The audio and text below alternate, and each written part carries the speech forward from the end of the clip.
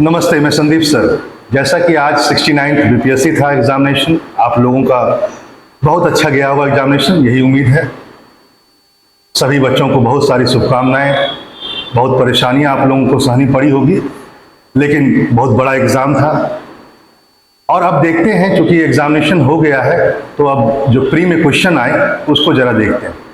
इस बार जो पेपर आया है वह परंपरागत यानी ट्रेडिशनल रूप से थोड़ा सा डिफरेंट है। ये मैं नहीं कहूँगा कि बहुत ज़्यादा डिफरेंट है, लेकिन हाँ, मॉडरेट तो है ही पेपर। क्योंकि क्वेश्चंस के जो स्तर हैं वो बहुत बीपीएससी ने कोशिश किया है कि वो यूपीएससी के स्तर को छुए। अच्छी बात है, एकदम सराहनीय बात। यहाँ पर यह भी ध्यान देना होगा कि पिछली बार जहाँ 1/4 था नेगेटिव मार्किंग, क्योंकि पिछली बार से ही नेगेटिव मार्किंग शुरू हुआ था, इस बार 1/3 हो गया है, यानी 1/4 की जगह 1/3, यानी थोड़ा सा समस्या आप लोगों के लिए बढ़ गई है। वहीं यह भी देखा जाएगा कि इस बार ऑप्शन भी 5 की जगह पर 4 है। बीपीएससी 5 ऑप्शन पूछता था, तो थोड़ा सा इस पर्सपेक्टिव से देखा जाए कि ऑप्शन घटा है, नेगेटिव मार्किंग भी यदि घटा है तो ऑप्शन भी घटे हैं। लेकिन क्वेश्चन चूंकि मॉडरेट हो गया है, तो उम्मीद यही रखते हैं कि बहुत ज्यादा आप लोग हतोत्साहित नहीं होइएगा। बहुत सारे फोन आए कि सर पेपर बहुत टफ था, लेकिन मैं इतना जरूर कहूंगा कि पिछली बार से इस बार कट ऑफ नीचे जा रहा है और अच्छा खासा नीचे जाएगा। यदि मैं कहूं कि जनरल का कट ऑफ मुझे आज के दिन में मुझे प्रिडिक्ट करने के लिए कहा जाए, तो शायद 75-76 क्वेश्चन जिसके ओवरऑल मतलब माइनस करके जिसके सही हो रहे हैं वो आराम से तैयारी कर सकते हैं। 74 भी हो सकता है, वो भी सिक्योर है। चलिए हम लोग देखते हैं और शुरू करते हैं अपने डिस्कशन को। कौन से प्रश्न सही है जरूर मिलाइए। ये पेपर जो लगा हुआ है ये आपका हम लोगों का पेपर सेट जो है वो डी है, तो बाकी आप लोग समझदार हैं, आप लोग खुद मिला लेंगे। चलिए अब आपको मैडम पहले आप लोगों को मैडम दिखाएंगी जो भी क्वेश्चंस आए हैं बीपीएससी में साइंस के, उससे रिलेटेड सारे हल मैडम करेंगी। चलिए मैडम आइए।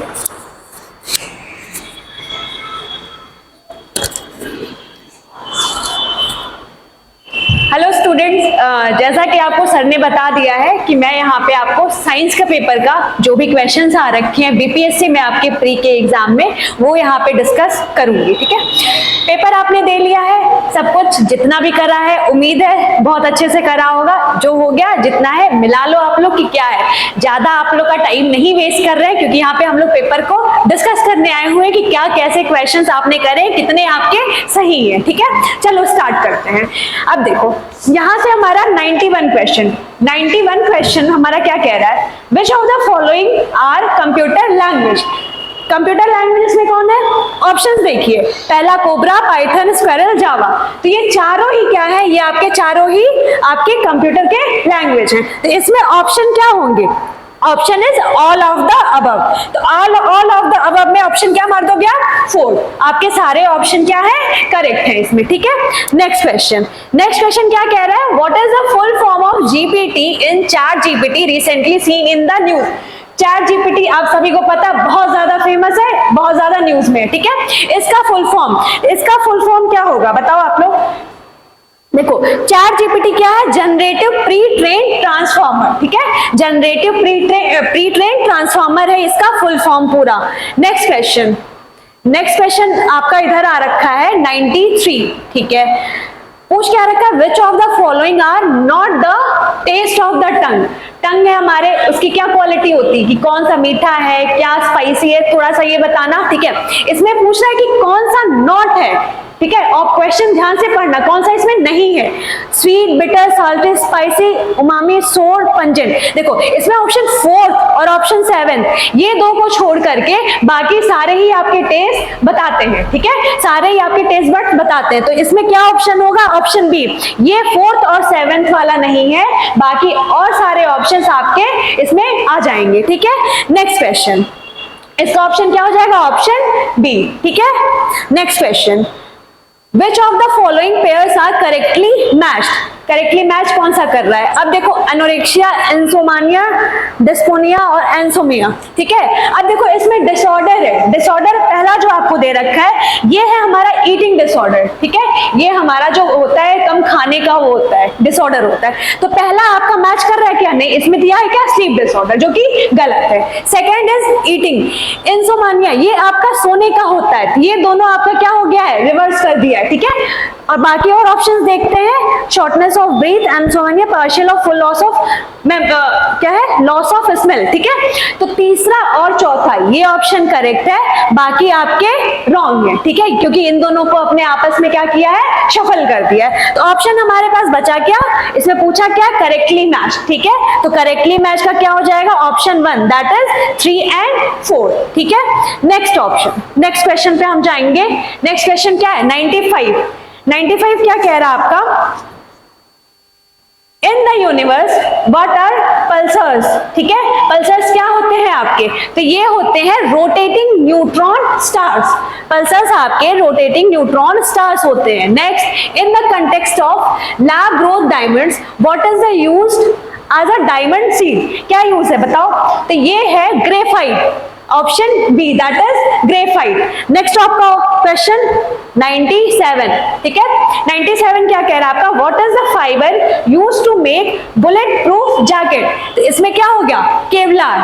क्या हो जाएगा इसमें? Option C, that is Kevlar, ठीक है। नेक्स्ट आपका 98। देखो जल्दी जल्दी हम लोग इसलिए करा रहे हैं क्योंकि आपका ज्यादा टाइम मत वेस्ट हो, बस आपका क्या यहाँ पे मिलाने आए हो तो आपका काम पूरा हो जाए यहाँ पे। चलो, what is are the full form of HMX? क्या होता है? High melting explosive. HMX is high melting explosive, that is option 1, ठीक है। जितने लोगों ने किया सबका करेक्ट हो जाएगा।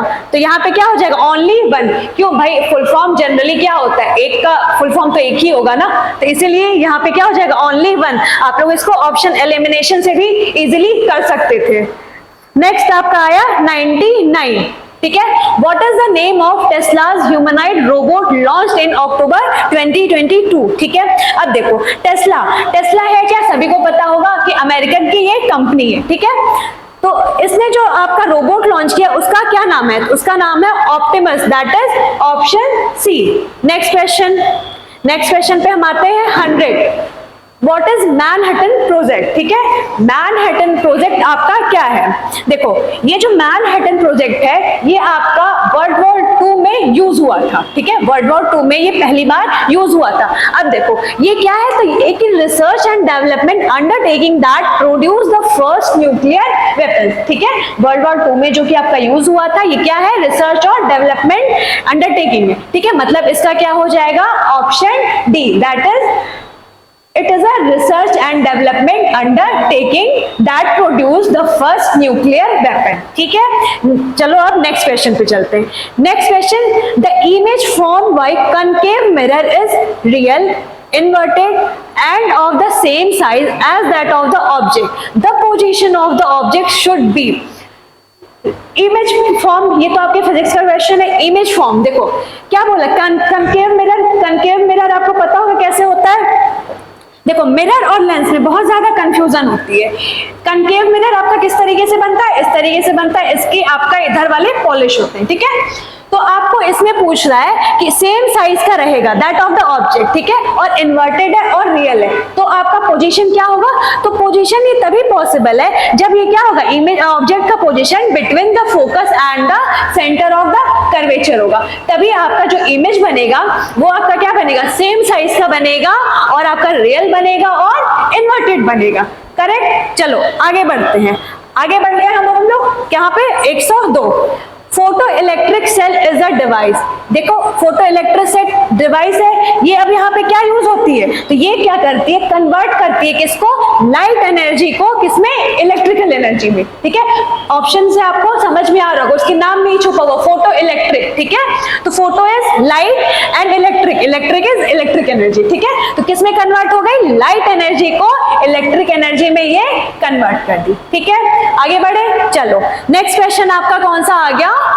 103, ठीक है। The amount of solute present per unit volume और per unit mass of the solution solvent is known as what. ये सभी को पता होगा, क्या फॉर्मूला होता है आपका, एक फॉर्मूला क्या होता है, फॉर्मूला इसका यहाँ पे चलो मैं लिख देती हूँ, C is equal to N upon B, ठीक है। C is equal to N upon B, ये आपका एक फॉर्मूला होता है जहां पे n क्या होता है, अमाउंट ऑफ आपका क्या सॉल्यूट प्रेजेंट, ठीक है, अमाउंट ऑफ सॉल्यूट प्रेजेंट, और अपॉन बी क्या होता है, तो मास of the solution, mass of the solution. तो ये क्या देता है, ये आपका देता है कंसंट्रेशन, किसका कंसंट्रेशन देगा, तो ये आपका कंसंट्रेशन ऑफ सॉल्यूशन देगा कि उस सॉल्यूशन का कितना कंसंट्रेशन है, ठीक है, समझ गए। बाकी चीजें आपको क्लासेस में समझाई गई होंगी। आगे अब हम लोग इसमें बढ़ते हैं, ठीक है। नेक्स्ट ऑप्शन, नेक्स्ट क्वेश्चन क्या है हमारा 104, ठीक है।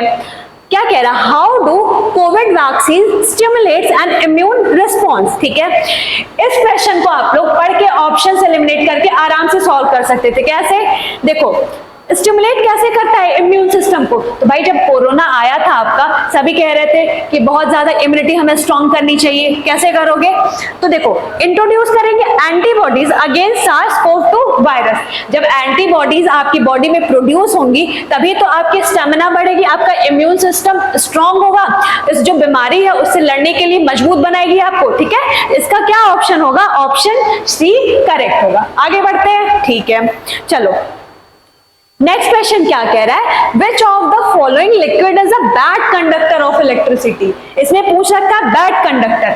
बाकी जो ऑप्शन है आपके lemon juice, orange juice, salted water, और एक ऑप्शन है आपका none of the above. None of the above, ये सारे ऑप्शन बड़े अच्छे होते हैं, ठीक है। देखो ये जो है lemon juice, orange juice, salted water, ये सब क्या है, इसमें आपके बहुत ज्यादा आयंस पाए जाते हैं, ठीक है।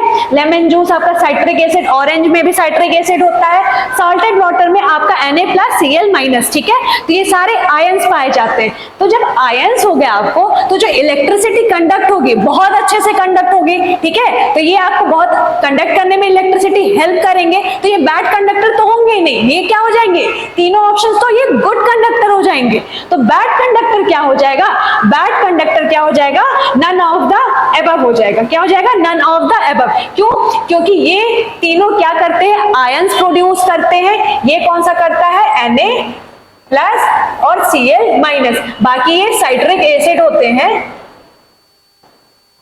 साइट्रिक एसिड होते हैं, जो कि आपको पता होगा एसिड क्या H+ आयन प्रोड्यूस करता है, ठीक है। तो जब H+ आयन प्रोड्यूस करेगा मतलब ये इलेक्ट्रिसिटी को बढ़ावा देगा और अच्छे से कंडक्ट करेगा। ये गुड कंडक्टर होगा, ना कि बैड कंडक्टर। क्लियर है, आगे बढ़ते हैं, चलो ठीक है।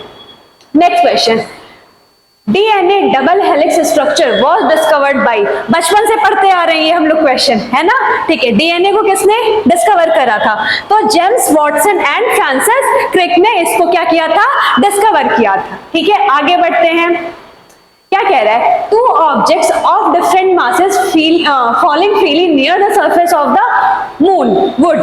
ऑप्शन देखो, डिफरेंट मास के हैं, क्या है, फ्री फॉल का केस है, फ्री फॉल का केस है। ये बताओ जब ऑब्जेक्ट को आप गिराओगे तो उसमें कौन सा आपका एक्सेलरेशन लगेगा, एक्सेलरेशन ड्यू टू ग्रेविटी लगेगी, ठीक है। अब जब एक्सेलरेशन ड्यू टू ग्रेविटी लगेगी इस पे, तो फिर हमारा क्या हो जाएगा, ये इंडिपेंडेंट होता है किस पे, मास से। तो जब मास पे डिपेंड नहीं करेगा तो क्या हो जाएगा, इसकी वेलोसिटी पे कोई इफेक्ट आएगी क्या, नहीं आएगी। वेलोसिटी क्या रहेगी इसकी, सेम रहेगी। तो जब वेलोसिटी सेम रहेगी तो इसमें देखो कोई ऑप्शन दिख रहा है क्या, have same velocity at any instant, ठीक है। तो इसका क्या हो जाएगा, ऑप्शन बी करेक्ट हो जाएगा, ठीक है। हाँ 7 हो गया, चलो नेक्स्ट क्वेश्चन पे आ जाओ। ऑप्शन 108, ठीक है, पढ़ो। 108 आपका क्या कह रहा है, how do vector vaccines work to provide immunity. क्या हो जाएगा आपका, तो देखो इसमें क्या हो जाएगा, option B, by placing the virus in a modified version of a different virus. ये आपका ऑप्शन इसमें करेक्ट होगा। आगे बढ़ते हैं, 109, the process that continuously adds new crust. इसको हम लोग क्या कहेंगे, इसको हम लोग कहते हैं sea floor spreading, sea floor spreading, ठीक है। Next question 110, the theory that state क्या pieces of the earth's crust are in constant slow motion driven by movement in the mantle is called, क्या कहेंगे, इसको कहते हैं theory of plate tectonics. Plate tectonics theory आप लोग पढ़ चुके होंगे कि क्या होता है, जो आपकी पृथ्वी की परतें होती हैं उनमें अलग अलग क्या होती हैं, परतें होती हैं, वो आपस में टकराते हैं, ठीक है, तो वही सारी चीजें इसमें है, तो ये क्या हो जाएगा, प्लेट टेक्टोनिक्स थ्योरी है, ठीक है। नेक्स्ट क्वेश्चन क्या कह रहा है, what is the expanded form of the term mRNA that has been widely discussed since the beginning of the pandemic, ठीक है। mRNA आरएनए पढ़ रखे होंगे आप लोग, mRNA उसी का पार्ट है, क्या होता है इसको, इसका फुल फॉर्म क्या होता है, messenger ribonucleic acid. Messenger ribonucleic acid क्या करता है कि जो जेनेटिक इंफॉर्मेशंस होती हैं ये आपको कैरी करती है एक जनरेशन से दूसरे जनरेशन में, ठीक है। तो जब आपका एक जनरेशन से दूसरे जनरेशन में जाने का काम कर रहा है तो ये क्या हो जाएगा, ये मैसेज को, ये आपके मैसेज को ट्रांसफर कर रहा है एक जनरेशन से दूसरे जनरेशन में, ये मैसेज को क्या कर रहा है, ट्रांसफर कर रहा है, ठीक है। तो ये क्या हो जाएगा, messenger ribonucleic acid. Next question क्या कह रहा है आपका, N AC current can be produced by, कैसे प्रोड्यूस होती है, तो ये ऑप्शन क्या हो जाएगा, डायनेमो, डायनेमो से आपका प्रोड्यूस होगी। Next question current density. अब बताओ मुझे करंट डेंसिटी होता क्या है, देखो इसमें पहले आप मुझे बताओ कि स्केलर और वेक्टर क्वांटिटी, चलो मैं बता देती हूँ। स्केलर क्वांटिटी क्या होती है आपकी, जब कभी भी सिर्फ और सिर्फ मैग्नीट्यूड गिवन है तो वो किस में काउंट होगी, स्केलर क्वांटिटी में, और मैग्नीट्यूड के साथ साथ अगर आपको डायरेक्शन भी गिवन है तो उसमें क्या होगा, वो वेक्टर क्वांटिटीज होती है। ये चीज क्लियर हो, ठीक है। अब मुझे बताओ करंट डेंसिटी, तो जो करंट फ्लो करती है आपकी, करंट में आपका क्या मैग्नीट्यूड होता है, इतने एम्पियर का करंट जा रहा है, ठीक है। मैग्नीट्यूड के साथ साथ डायरेक्शन भी होती है ना आपकी, ठीक है। इसमें क्या आ गया, मैग्नीट्यूड भी आ गया प्लस क्या आ गया, डायरेक्शन भी आ गया। तो जब दोनों चीजें आ गई थी हुआ क्या, तो ये आ गया आपका क्या, वेक्टर क्वांटिटी। समझ में आया, चलो आगे बढ़ते हैं। कहां तक हो गया हमारा, 113 हो गया, ठीक है। नेक्स्ट क्वेश्चन 114 क्या है, what is the basis of most useful classification of medications in medical chemistry. अब मुझे बताओ, थोड़ा सा ये कॉमन सेंस वाला ही क्वेश्चन हो जाएगा, कॉमन सेंस से अगर इसको करोगे तो इसका क्या लगाओगे, ठीक है। देखो जैसे आप जो मेडिकल केमिस्ट्री में क्या होता है, जो भी आपकी दवाइयां बनाई जाती है उसको क्या देखते हैं हम लोग, कितने मॉलिक्यूल का क्या सब्सटेंस यूज किए, ठीक है। तो इसमें उनका क्या देता है, मॉलिक्यूल कितना लिए हो, ठीक है। इसमें क्या हो जाएगा, मॉलिक्यूलर टारगेट पे फोकस किया जाता है, इसलिए इसका ऑप्शन क्या हो जाएगा, option B, that is molecular target, ठीक है। नेक्स्ट जाते हैं 115, विच ऑफ द फॉलोइंग, क्या कह रहे हैं, which of the following slows down the reaction rate. अब इसमें देखो, इसमें क्या हो जाएगा, option none of the above, option D. क्यों ऑप्शन डी होगा, देखो ये बाकी और सारे जो है क्या, ये आपका स्लो डाउन द रिएक्शन, ठीक है। कैटलिस्ट क्या होते हैं, कैटलिस्ट आपके रिएक्शन को फास्ट कर देते हैं, इसमें पूछा स्लो डाउन, ठीक है। तो जब अगर कभी भी नेगेटिव कैटलिस्ट का कंसेप्ट आता तो इस ऑप्शन में तो वो सही हम कर देते, बट इसमें क्योंकि गिवन नहीं है नेगेटिव का आपका कैटलिस्ट का कंसेप्ट, तो इसमें क्या हो जाएगा, option D, that is none of the above. Next question, input and output nerves meet at, input output nerves कहां पे आपके मीट करते हैं। देखो हार्ट में तो करोगे नहीं क्योंकि नर्व्स है, नर्व्स होता कहां पे है, माइंड में होता है, ब्रेन का पार्ट है ये नर्व, ठीक है। लिवर का है नहीं, तो ये बचा क्या, सेंट्रल नर्वस सिस्टम। तो कहां पे ये मीट करेंगे, central nervous system, that is option B, ठीक है। आगे चलते हैं, 116 तक देखो हमारा हो गया। 117 क्या कह रहा है, Which of the following technologies will be enabled by the 5G mobile communication? तो 5G मोबाइल कम्युनिकेशन में कौन सी टेक्नोलॉजीज इनेबल होती है।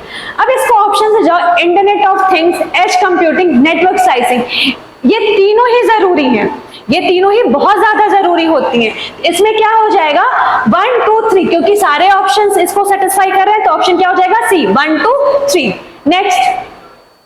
नेक्स्ट क्या है, मैच ऑफ द फॉलोइंग, ठीक है। तो देखो पहला इसमें क्या है, कैसनी ह्यूगेन्स, ठीक है। तो कैसिनी ह्यूगेन्स क्या है हमारा, ये सैटर्न एंड इट्स रिंग है, ठीक है। तो पहला क्या चला गया हमारा, सैटर्न एंड इट्स रिंग्स। ये आपका किसका है, तो ये आपका जो पार्ट है करंट अफेयर्स का पार्ट है, ठीक है। अब ऑप्शन ढूंढो किसमें, ए में 2 मैच कर रहा है। तो एक ऑप्शन हमारा क्या बचा, एक ऑप्शन हमारा बी है और सेकंड ऑप्शन हमारा क्या है, डी। या तो ऑप्शन बी होगा या डी। नेक्स्ट देखो B is Juno, Juno is related to Jupiter, Juno Jupiter से हो गया। अब देखो बी वाला किसमें पहले में आ रहा है, तो ऑप्शन इसका क्या हो जाएगा, ऑप्शन 1 हो जाएगा, ठीक है। बाकी और आपको मैच करने की, अच्छा सॉरी, ये तो यहाँ पे ऑप्शन डी में भी गिवन है, ठीक है। जुपिटर तो ऑप्शन डी में भी गिवन है। चलो ठीक है, नेक्स्ट देख लेते हैं। नेक्स्ट देख लो, ये क्या आपका वेरिटास, वेरिटास क्या है, ये वीनस से रिलेटेड है। तो डी का ऑप्शन 3 मैच कराओ, डी को ऑप्शन 3 से कनेक्ट कराना है। यहाँ पे तो डी का 2 है,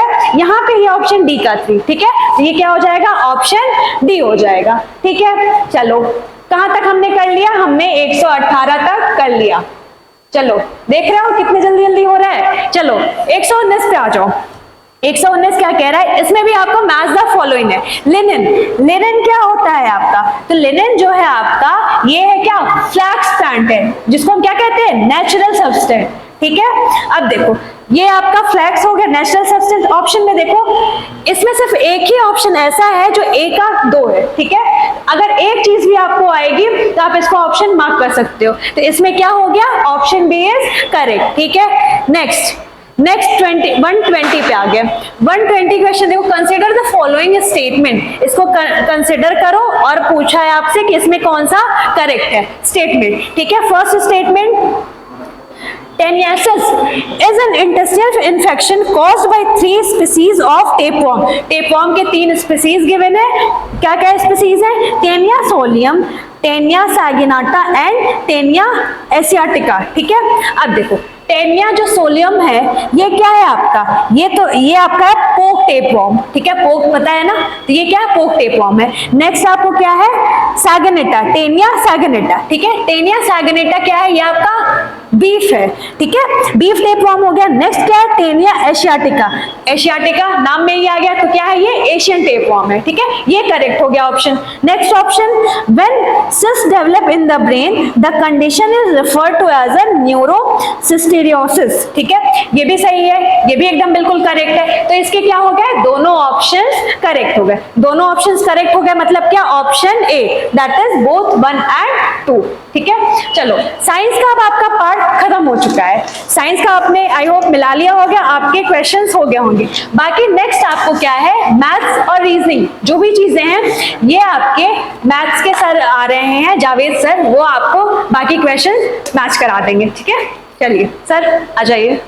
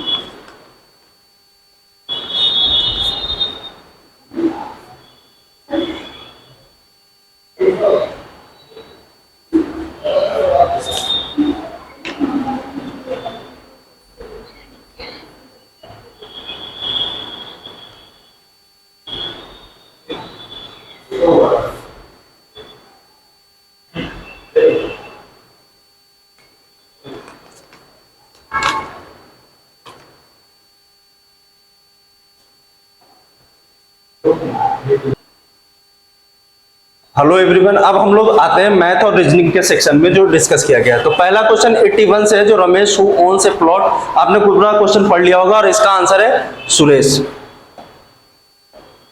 फर्स्ट ऑप्शन इसका आंसर है। अब हम लोग आते हैं अब सेकंड ऑप्शन पे, सेकंड क्वेश्चन पे, क्वेश्चन नंबर 82। इसमें ऑड वन आउट आपको चूज करना है। ब्रेवरी अल्कोहल, जहां शराब और बियर बनते हैं। दूसरा स्टेशनरी और पेपर, आपको पता ही। तीसरा मिलिनरी और हेड्स है। और स्नोबरी जो होता है वो घमंडी पीपल को कहते हैं, तो शूज वहां बन नहीं सकता, ठीक है। ये हो गया आपका ऑप्शन। तीसरा है, ये आपका सीरीज के सवाल है, जैसे कि 132 है। 132 में आप देखोगे कि जो पैटर्न बन रहा है ये 11 into 12 है। वैसे ही 56 के लिए 12 इंटू 13 है, तो अगला सीरीज जो हमारा आएगा वो क्या होगा 13 इंटू 14। तो आपको पूरा चेक नहीं करना, 3 4 जा क्या होगा 82, जिसका यूनिट डिजिट 2 है वही आपका आंसर हो जाएगा। फिर नेक्स्ट हम लोग आते हैं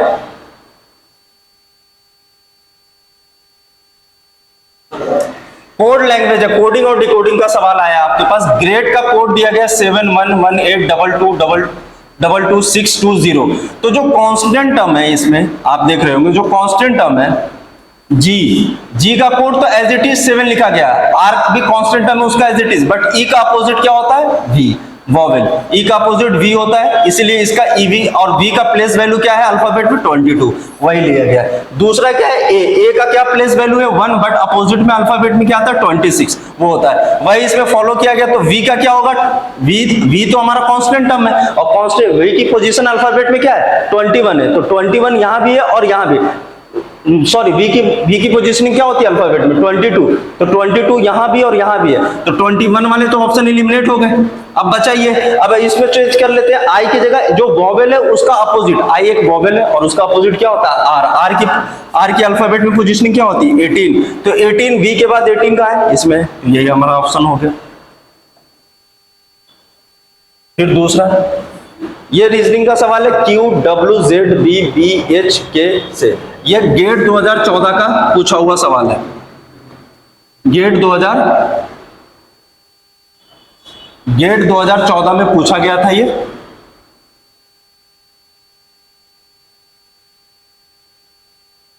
गेट 2014 में पूछा गया था। देखो Q की पोजीशनिंग क्या होती है 17, W 23 पे अल्फाबेट के अंदर, Z क्या होता है 26 पे, और B कितने पे होता है 2 पे होता है।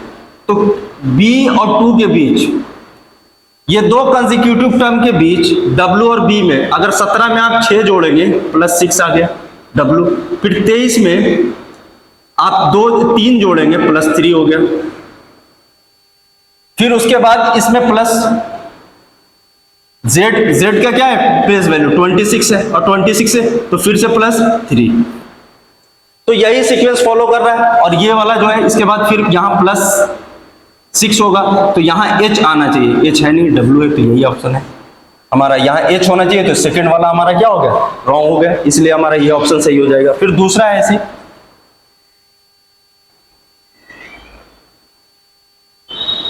ये आपका डायरेक्शन बेस्ड सवाल है जो पूछा जाता है जनरली वनडे कंपटीशन के एग्जाम में। तो ये इसमें कोऑर्डिनेट ज्योमेट्री का यूज किया गया। एक्चुअली क्या बोला गया है कि M की पोजीशन जो है वो N के नॉर्थ में है, और O जो है N जो है O के डायरेक्शन में, ये आपका साउथ होता है, ये नॉर्थ होता है, ये ईस्ट होता है, और ये वेस्ट होता है। जो नॉर्थ है, नॉर्थ साउथ ईस्ट में O है N के अकॉर्डिंग, और फिर O से N तक की दूरी O से N तक की दूरी आपकी 1 किलोमीटर है। और दूसरा आपको दे रखा है P is opposite of south of O, P यहां है, ठीक है, और इनके बीच का डिस्टेंस आपको दे रखा है 2 किलोमीटर, ठीक है। आपको पूछ रहा है M से P तक की दूरी, ठीक है। कोऑर्डिनेट ज्योमेट्री के को यूज किया गया यहाँ, जैसे 0 0 इसके कोऑर्डिनेट होंगे, ये 4 किलोमीटर है, तो ये 0 और 4 होगा, ठीक है। और फिर इसके कोऑर्डिनेट निकाल के और यहां से डिस्टेंस फॉर्मूला यूज करके निकाला जाएगा, इसका आंसर आपका सी है।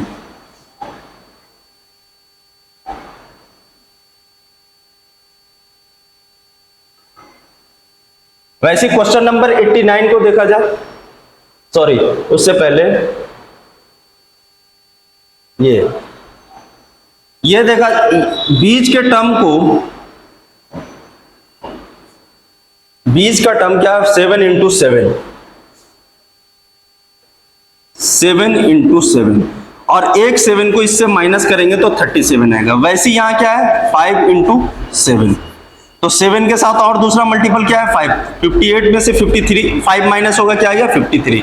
वैसे यहाँ क्या होगा 7 का मल्टीपल, जो 7 का मल्टीपल और उसमें से कौन माइनस करें कि 41 आ जाए, तो जैसे 77, 11 इंटू 77, अगर 11 इसमें से माइनस करेंगे तो 41 आ जाएगा, तो यहाँ क्या आ जाएगा नंबर 77, ये हमारा ऑप्शन ये सही हो जाएगा।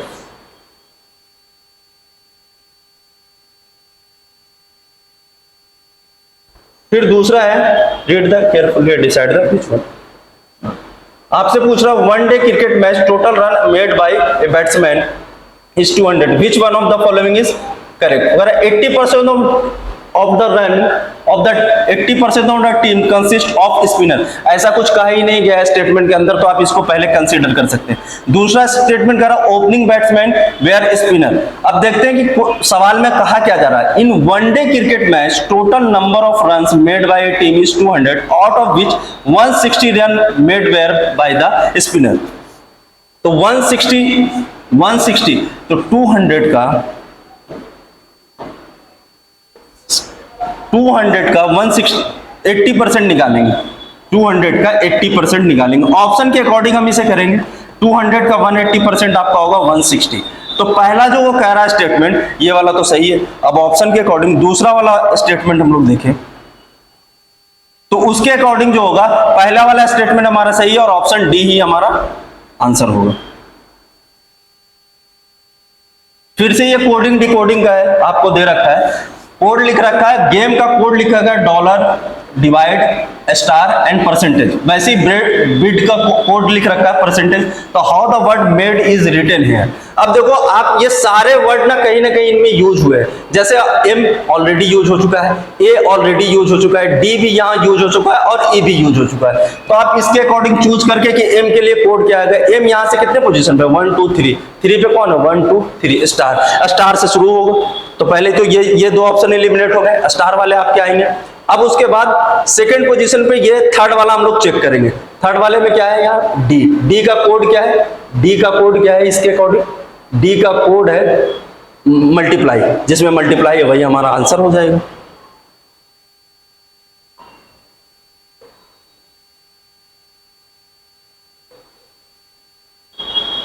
फिर से एक सवाल है इसमें, ये भी डायरेक्शन बेस ही सवाल है और इसका ऑप्शन सी है। बस अब बाकी सेशन है जो दूसरे सर आएंगे वो डिस्कस करेंगे। Thank you. Thank you madam, thank you sir. आप लोगों ने साइंस का और जो मैथ के क्वेश्चन आए उसका आपने सॉल्यूशन देखा। चलिए अब जो बचे हुए हैं उसको भी देखा जाए। हिस्ट्री से शुरुआत करते हैं, नहीं पहले क्वेश्चन नंबर से, ठीक है। देखते हैं कौन कौन से क्वेश्चन आए, क्या इसका सही उत्तर होगा। Consider the following statement, the arrival of Babar into India led to the. मतलब बाबर जो भारत आए इससे क्या हुआ। पहला है introduction of gun powder in the sub continent. सब कॉन्टिनेंट में गन पाउडर आया, ये गलत है। ये इससे पहले आ गया था, मंगोल वगैरह ही लेकर के आ गए थे, तो पहला स्टेटमेंट तो रॉन्ग हो गया। Introduction of arch and dome, arch और डोम मतलब गुंबद और मेहराब, तो बाबर आने से पहले सल्तनत पीरियड में आ चुका था, तो ये भी गलत है, बाबर ने ये कुछ नहीं दिया। इस्टेब्लिशमेंट ऑफ तिमरिड डायनेस्टी, हाँ बाबर तैमूर का वंशज था और ये बात सही है कि इस क्षेत्र में तैमूर राजवंश की स्थापना हुई। तीसरा सही है, बिल्कुल सही। Introduction of cannon in the welfare, हाँ कैनन मतलब तोपे, बाबर ने पहली बार भारत में तोपों का प्रयोग किया, गन पाउडर का नहीं, बारूद का नहीं, तोपों का जरूर प्रयोग हुआ, तो ये सही है। 3 और 4 इसके सही होंगे। ऑप्शन ए इसका सही होगा। इसमें क्या पूछा जा रहा है, करेक्ट पूछा जा रहा है, तो करेक्ट 3 और 4 होगा। अब अगले प्रश्न पर आते हैं। अगला प्रश्न देखते हैं, दूसरा प्रश्न देखिए। Which among the following port was called Babul Mecca, gate of Mecca during the Mughal period. Sir option तो बहुत है लेकिन इसका उत्तर होगा सूरत। वहां से बहुत अच्छा व्यापार होता था पहली बात। मुगल पीरियड में माना जाता है कि सूरत से ज्यादा व्यापार कहीं नहीं होता था, जो पोर्ट यूज होता था, और मक्का भी लोग जाते थे वहीं से, मक्का का गेट बुलाता था। आगे आते हैं, एक बहुत ही सिंपल सा क्वेश्चन है, जरा इसको भी देख लें। क्वेश्चन ये है अष्टप्रधान, कई बार आपने पढ़ा होगा अष्टप्रधान के बारे में। 8 मंत्रियां किसके शासनकाल में थी, ये मराठाओं का है। अष्टप्रधान किसका था, मराठाओं का। तो वाजिब बात है, ये न विजयनगर का है न गुप्ता का है, ये चोलास का है। चोला में मराठास का है, बी इसका उत्तर सही होगा। मराठाओं के शासन में आपको पता है 8 मंत्रियां होते थे, उनको अष्टप्रधान करते। सबसे प्रमुख जो थे पेशवा थे, बहुत सारे और भी थे, किसी और दिन, आज केवल आपके लिए। आगे the painting of Bodhisattva Panini is located at, Bodhisattva का जो पाणिनि का जो पेंटिंग है ये कहां हमें मिलता है? तो इसका उत्तर बी होगा, याद रखेंगे, अजंता। इसका उत्तर बी होगा, अजंता। अजंता से मिलता है इसका। अगला क्वेश्चन पाते हैं 5वें नंबर क्वेश्चन पर। 5वां नंबर क्वेश्चन जरा देखा जाए, बड़ा कंफ्यूज किया इसने। क्वेश्चन था कंसीडर द फॉलोइंग स्टेटमेंट। फाइहान जो एक चाइनीज पिलग्रिम था, क्या वो हर्षा के पीरियड में आया था? नहीं सर, चंद्रगुप्त विक्रमादित्य सेकंड के पीरियड में आया था। तो ये तो पहला तो गलत हो गया। हर्ष के पीरियड में कौन आए थे? ह्वेनसांग। लेकिन आपका ऑप्शन कहता है कि ह्वेनसांग आए थे चंद्रगुप्त सेकंड के पीरियड में। ये भी गलत है, क्योंकि ये उल्टा हो गया है ना, उल्टा हो गया। फाइहान को होना चाहिए था चंद्रगुप्त सेकंड के साथ, ह्वेनसांग को होना चाहिए था हर्षवर्धन के साथ। दोनों स्टेटमेंट गलत है, नन ऑफ दीज। ठीक है, कोई भी करेक्ट नहीं है। अगले प्रश्न पर आते हैं। अगला प्रश्न, अगला प्रश्न भी बहुत सरल सा है, मैचिंग करने के लिए बोला गया। जरा देखते हैं, मैच कर लेते हैं। बड़ा सरल है। वैसे तो पेपर बहुत सरल, हमने पहले भी आपसे कहा कि मॉडरेट पेपर है, लेकिन यहाँ पर क्वेश्चन कुछ सरल मिल रहा है। और बच्चे जितने भी पढ़े होंगे हिस्ट्री बहुत आसानी से आप कर रहे होंगे। साइंस के भी बहुत सारे क्वेश्चन क्लास से आए। देखिए, चरक। चरक क्या थे? चरक एक बहुत बड़े मेडिसिन के जानकार है ना, चरक संहिता बुक का नाम। तो चरक मेडिसिन के फील्ड से हैं। तो ए का हो गया 2, ए का 2, यानी ए का 2 यहां पर। वैसे तो एक से ही हो जा रहा है, लेकिन फिर भी ब्रह्मगुप्त बहुत बड़े मैथमेटिशियन थे, आपको पता ही है। तो बी का 1 हो गया। वारामिहिर एस्ट्रोलॉजर हैं, बहुत बड़े खगोल शास्त्री हैं, तो सी का 4। एंड विशाख दत्ता जो है वो प्ले लिखे हैं, आपको पता ही है विशाख दत्ता का मुद्रा राक्षस है, देवी चंद्रगुप्तम है ना। तो सी, इसका ऑप्शन डी होगा सही उत्तर। अगले क्वेश्चन पर आते हैं। अगला क्वेश्चन है कि who among the following introduce the Persian festival Nowruz in India. Parsi त्योहार था नौरोज, उसको भारत में किसने इंट्रोड्यूस किया? बलबन है इसका सही उत्तर, बी सही उत्तर होगा। ठीक है, अगले प्रश्न पर आते हैं हम लोग। प्रश्न है नाथपंथी, सिद्धार्थ और योगी ये भारत के किस क्षेत्र से बिलोंग करते हैं? ठीक है, south India, eastern India, waste India या नॉर्थ इंडिया? ऑप्शन डी सही होगा इसका, ये नॉर्थ इंडिया से बिलोंग करते थे। अगले प्रश्न पर आते हैं 9 नंबर। हिस्ट्री में क्वेश्चन बहुत डायरेक्ट आए हैं, उन्होंने आपको नहीं तकलीफ दिया है ना। उड डिस्पैच के बारे में है, डलहौजी के पीरियड में आया था उड डिस्पैच, आपको पता ही है। It recommended English as the medium of the instruction for the higher study. बिल्कुल सही, हायर स्टडी में उसने इंग्लिश कहा था, लेकिन प्राइमरी में उसने कहा था रीजनल लैंग्वेज। यहां पर सही है। He laid stress on the female education and vocational training. बिल्कुल सही बात, यह भी सही है। फर्स्ट भी ट्रू है, सेकेंड भी ट्रू है। इसका उत्तर हो जाएगा, करेक्ट पूछ रहा है तो इसका उत्तर होगा इसका उत्तर होगा दोनों। बी उत्तर इसका सही है। Option B is right. Okay, option B is totally right.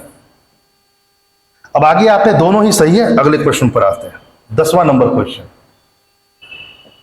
प्रश्न है कि मैथिली लैंग्वेज का डेवलपमेंट किस डायनेस्टी के पीरियड में हुआ? अच्छा खासा जो डेवलपमेंट हुआ मैथिली लैंग्वेज का, वह किसके पीरियड में हुआ? तो इसका ऑप्शन बी होगा, कर्नाट राजवंश।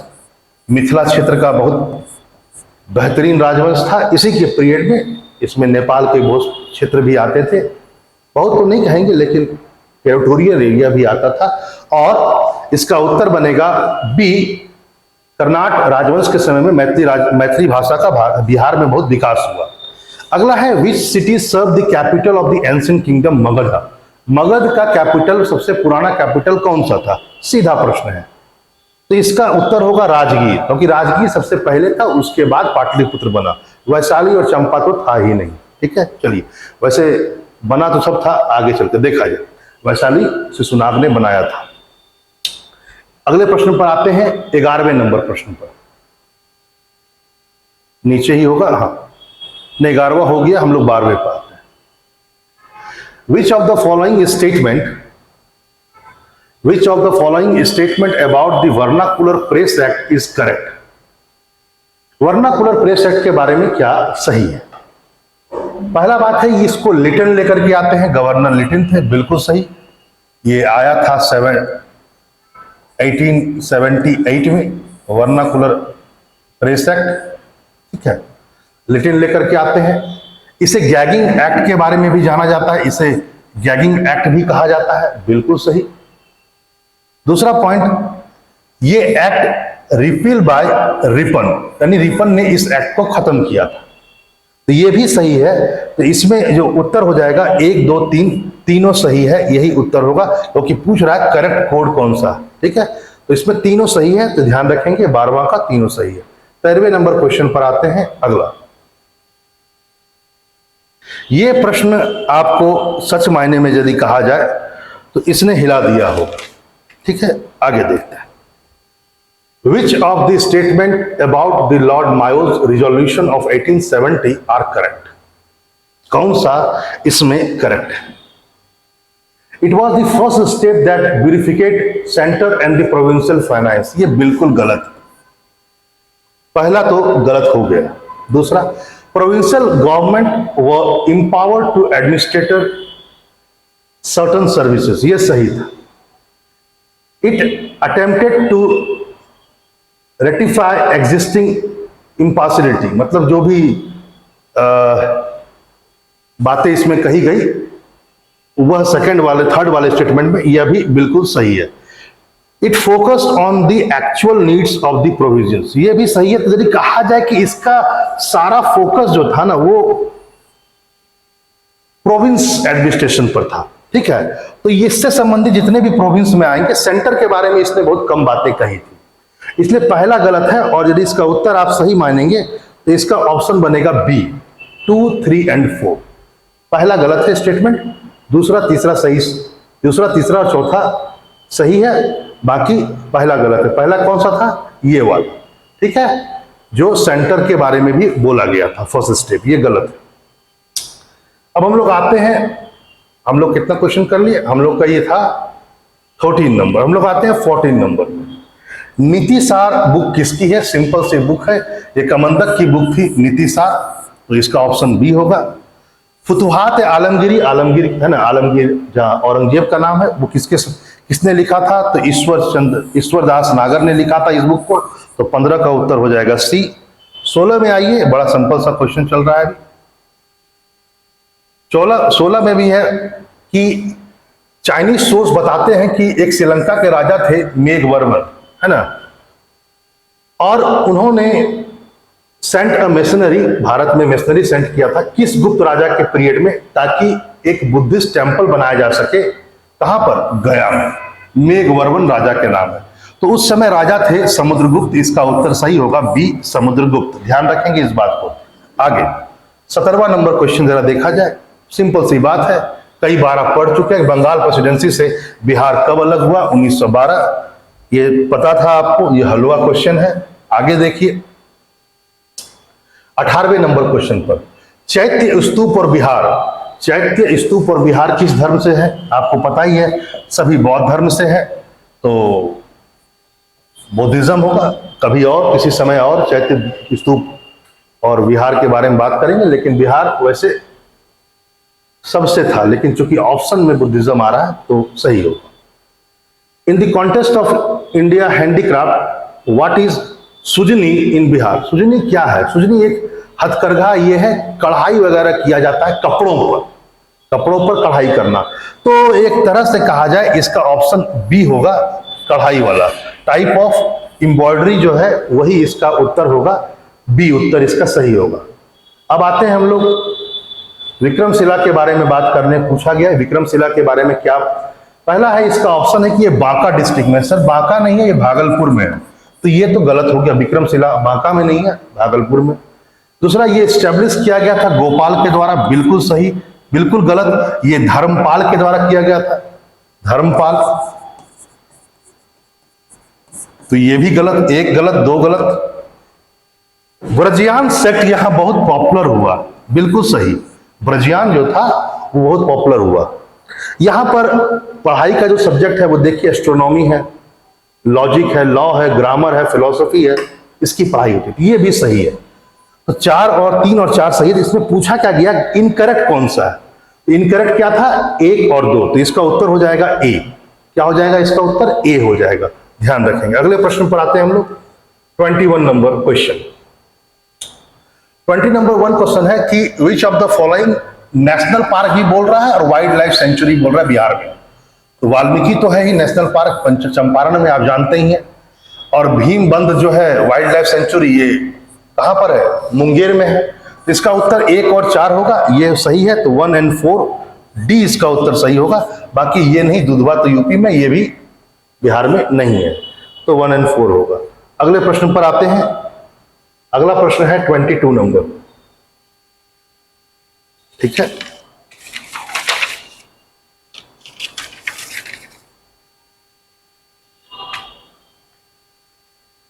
गैंगेटिक डॉल्फिन के बारे में कहा जाता है, पूछा गया है, बड़ा बेहतरीन सा क्वेश्चन है, बहुत अच्छा क्वेश्चन है। पहला है कि ये यूएन IUCN का रेड लिस्ट में ये इंडेंजर्ड कैटेगरी में है, क्या ये सही है? बिल्कुल सही है, पहला पॉइंट। दूसरा पॉइंट, ये देख नहीं पाती है, ब्लाइंड है, बिल्कुल सही। तीसरा point, navigation and hunting can carry out using the, हाँ बिल्कुल सही बात है, ये भी सही है कि तीसरा नंबर भी सही है। और चौथा, it has been recognised as the Indian national aquatic animal. आपको पता है कि हाँ एक्वेटिक एनिमल नेशनल है ही डॉल्फिन। तो चारों सही है, तो इसका उत्तर क्या हो जाएगा, ऑल ऑफ द एबव हो जाएगा, यानी सभी इसमें सही, क्योंकि ये पूछ रहा है करेक्ट कौन सा है। तो डॉल्फिन वाले में सब सही होगा। अगले प्रश्न पर आते हैं हम लोग। अगला क्वेश्चन है कि किस नदी का नाम, गंडक को किस और नदी के नाम से जाना जाता है? आपको पता है कि नारायणी नदी के नाम से जाना जाता है, तो बी इसका उत्तर सही होगा। तो नारायणी नदी के नाम से जाना जाता है। 24वां का देख लेते हैं।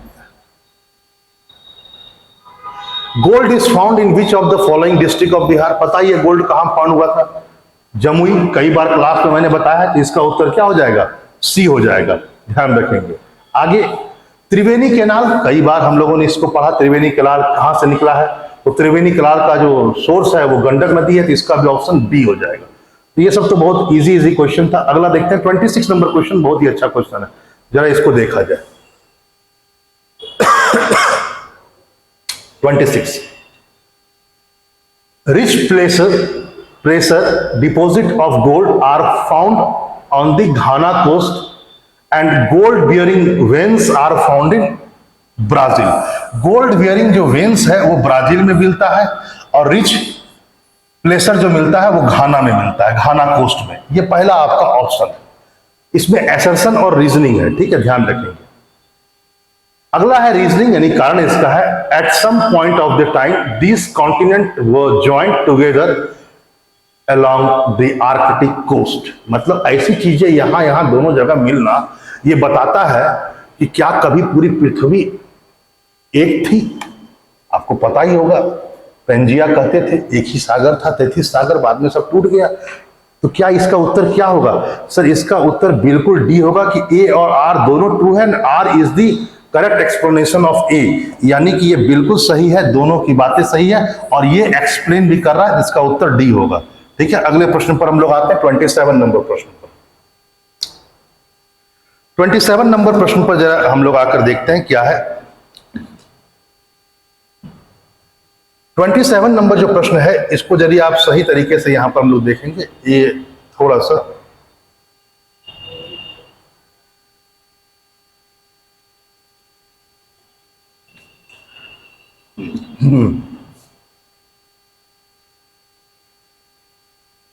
देखिए, यहां पर यदि आप मिलाएंगे तो धारवाड़ जो है, यदि मैं आपसे कहूं, 1 मिनट 1 मिनट,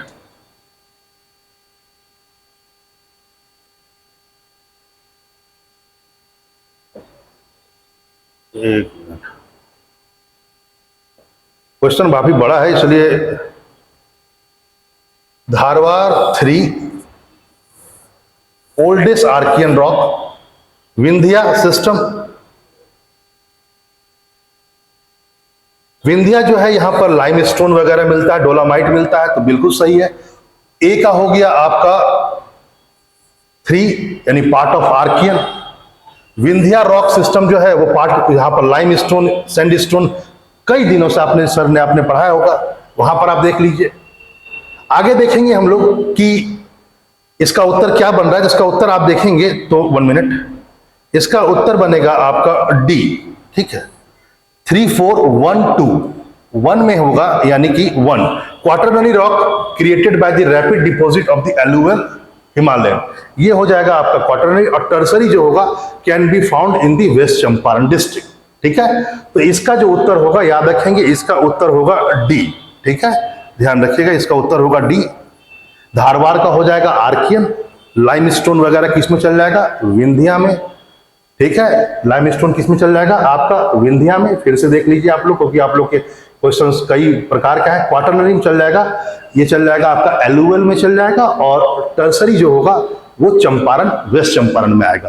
तो हम लोगों के यहाँ पर जो क्वेश्चन पेपर है अवेलेबल, उसमें आपको आंसर मिलेगा डी। ठीक है, अगले प्रश्न पर आते हैं हम लोग। अगला प्रश्न हम लोगों का है 28 number. Okay,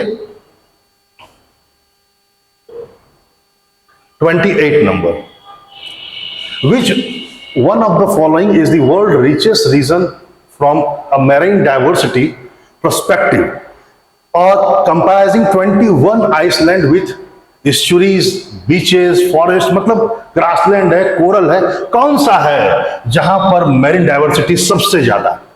sir, marine diversity gulf और मन्नार से छोड़ करके और कौन सा हो सकता है? इसका ऑप्शन बनेगा डी। अब आते हैं 29 पर। 29 नंबर क्वेश्चन को जरा देखा जाए।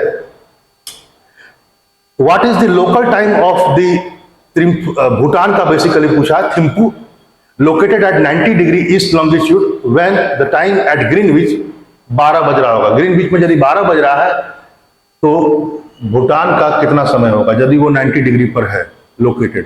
तो इसका उत्तर बनेगा आपका, इसका भी उत्तर बनेगा डी। याद रखेंगे 6 बजे। तो याद रखेंगे, ये टाइम वाला ध्यान रखेंगे, इसका उत्तर डी होगा 6 बजे। अब आइए अगला क्वेश्चन पर आते हैं।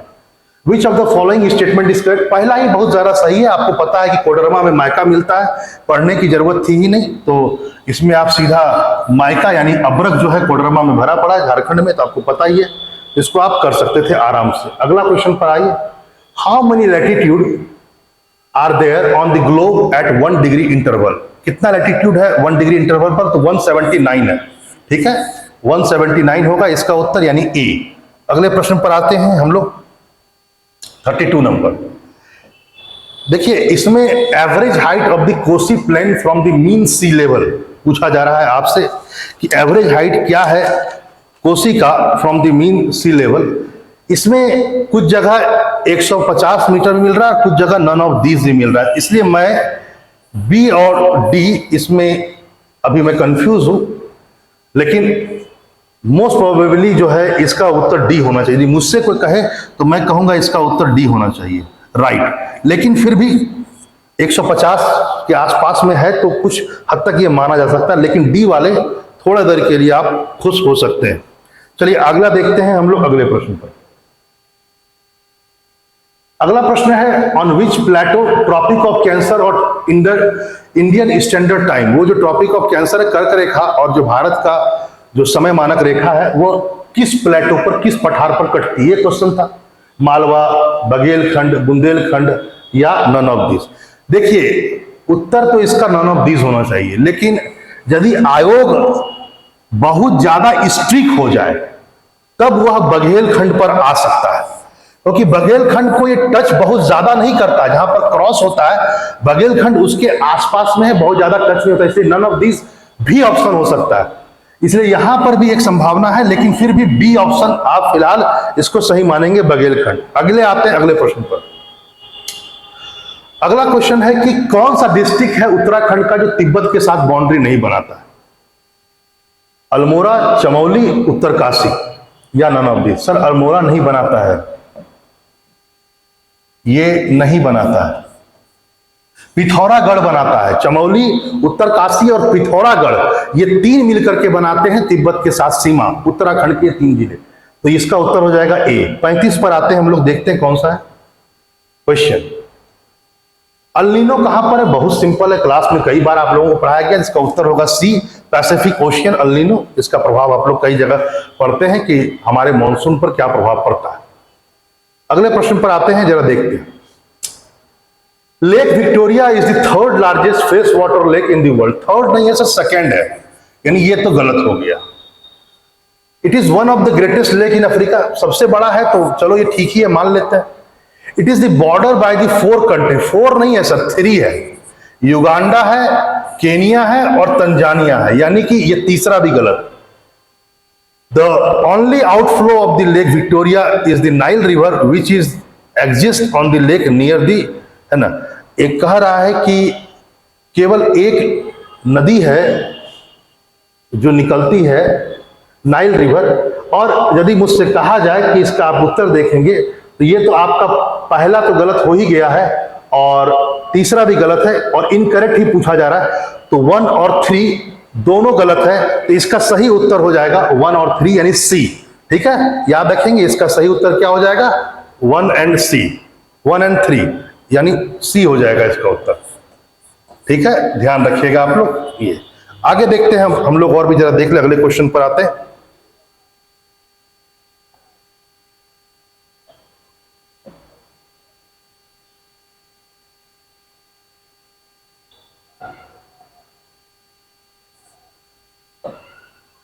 अगले क्वेश्चन पर देखते हैं। देखिए, हीट वेव के बारे में पूछा जा रहा है। क्वेश्चन है आपका हीट वेव के बारे में, ये क्वेश्चन पूछा गया है, ध्यान रखेंगे। और heat wave is considered if the maximum temperature of a station reached at least 30 degree or more in plane। और दूसरा है heat wave is considered if the maximum temperature of the station reached at least 40 degree or more at any। ये sir उल्टा दे दिया, ये उल्टा है, ये सीधा नहीं है, ये उल्टा बोल रहा है, यानी दोनों गलत है, नाइदर 1 नॉर 2। तो याद रखेंगे इसका उत्तर नाइदर 1 है और नॉर 2 है। ठीक है, इसको भी आप लोग ध्यान में रखिएगा। अब अगले प्रश्न पर आते हैं। एक मिनट, शायद इधर रह गया। हाँ, अगला क्वेश्चन यहाँ, ये बहुत सरल है, यदि है ना, ये तो आराम से हो जाता। क्रिस्टोफर कोलंबस इटली के थे, आपको पता ही होगा। तो ए का 3, कोलंबस इटली के हैं, अमेरिका को खोजा था इन्होंने। मैगलन पता ही है आपको कि मैगलन जो थे वो पुर्तगाल के थे। मैगलन कहाँ के थे, पुर्तगाल के थे। साउथ अमेरिका जो कॉन्टिनेंट है वहां से मैगलन जल संधि भी जाती है, वो है। जो जैक्विस कार्टियर जो है ये बेसिकली थे फ्रांस के, और इन्होंने कनाडा ढूंढा था, कनाडा।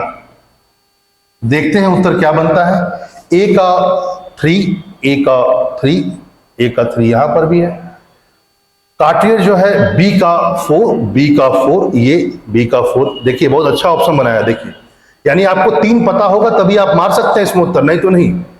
सी, अब वाजिब बात है, यूनाइटेड किंगडम जा रहा है, ड्रेक कहां जा रहे हैं, यूनाइटेड किंगडम। तो सी का 2, सी का 2, तो उत्तर हो जाएगा इसका डी। यहां पर इसने बहुत ही हार्ड ऑप्शन बनाया, जब तक आपको 3 नहीं पता होगा तो आप आगे नहीं बढ़ सकते। चलिए आगे देखते हैं अगले प्रश्न पर, 39 नंबर प्रश्न। यूएई में कितने हैं ये आपको पता है कि कितने एमिरेट्स हैं, ये पूछा गया है। तो आबू धाबी है, दुबई है, शारजाह है, 3 हो गए। अजमान है, 4 हुए। अल कुवैन है, फिर फुजारहा है और रस अल खैमम है, बेसिकली खैमम भी बोलते हैं या खामम बोलते हैं।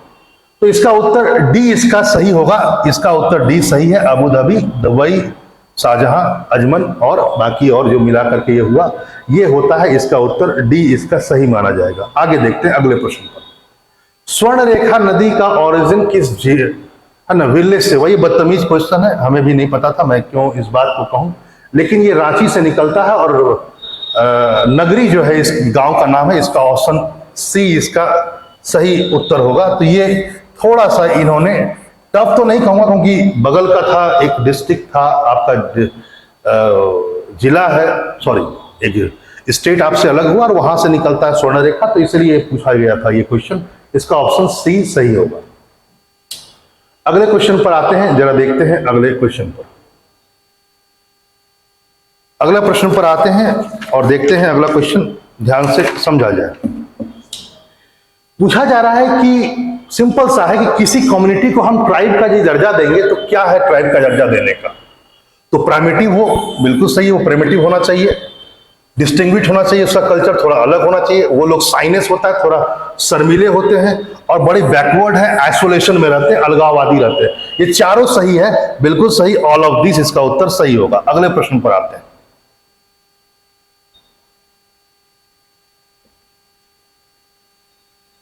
पूछा जा रहा है कि फंडामेंटल राइट्स हमने कहां से लिया? आपको सबको पता है, अमेरिका से लिया गया है। ये ऑप्शन ए सही होगा 42 का। अगले प्रश्न पर आते हैं। अगला प्रश्न है अनटचेबिलिटी को एबॉलिश किया गया है किस आर्टिकल से? पता है आपको, 17 नंबर आर्टिकल। ऑप्शन बी बिल्कुल सही है। अगला है कि नंबर ऑफ जजेस हाईकोर्ट का, the authority to determine the number of जजेस in the high court rest with the which of the following entitle, मतलब कि हाई कोर्ट के जज का नंबर कितना होगा ये कौन डिसाइड करता है? तो chief minister of state, prime minister, parliament या प्रेसिडेंट ऑफ इंडिया? तो हाई कोर्ट के जज को डिटरमाइन करेगा प्रेसिडेंट ऑफ इंडिया, डी।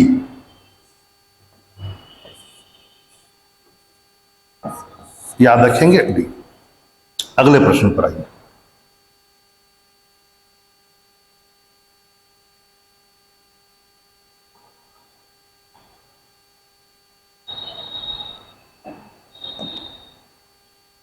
अगले प्रश्न है कि जो 5th शेड्यूल है वो किससे डील करता है?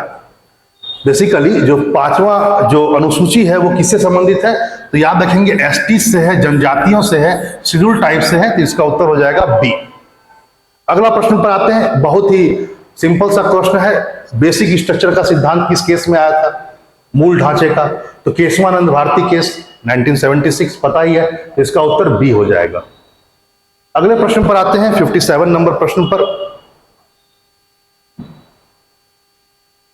कम्युनिस्ट पार्टी ऑफ इंडिया, तो ये तो 1925 में बना था, यानी ए का 3, ठीक है। और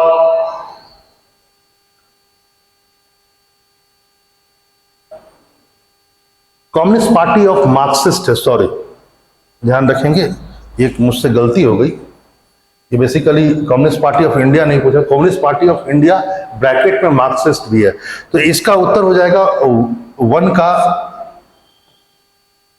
ये हो जाएगा 1964, ठीक है। Communist party of India Marxist जो है वो 1964 होगा। दूसरा है कम्युनिस्ट पार्टी ऑफ इंडिया, ये हो जाएगा बिल्कुल सही, दूसरा वाला जो होगा 1925 में, बिल्कुल सही। ये बी जो हो जाएगा ये हो जाएगा 1925, सी। फिर है बहुजन समाजवादी पार्टी। बहुजन समाजवादी पार्टी जो बनी थी वह बनी थी आपका 1984 में। आगे है ऑल इंडिया तृणमूल कांग्रेस कब बना था? तो ऑल इंडिया तृणमूल कांग्रेस 1998 में बना था ये, तो ये मिला लीजिएगा। Communist party of India 64, sorry communist party of India Marxist 64, communist party of India 1925, Bahujan Samajwadi party 1984 जिस साल इंदिरा गांधी की मृत्यु हुई, और ऑल इंडिया तृणमूल कांग्रेस ये यानी ममता बनर्जी की पार्टी ये 1998 में। यदि ऑप्शन वाइज में आएंगे तो इसका ऑप्शन डी सही बैठेगा उत्तर में। अगले प्रश्न पर हम लोग आते हैं 48 नंबर प्रश्न पर।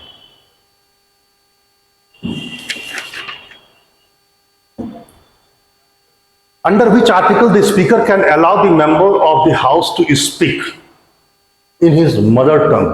मातृभाषा में, अपने घर की भाषा में कोई मेंबर पार्लियामेंट का बोल सकता है, स्पीकर परमिशन देता है।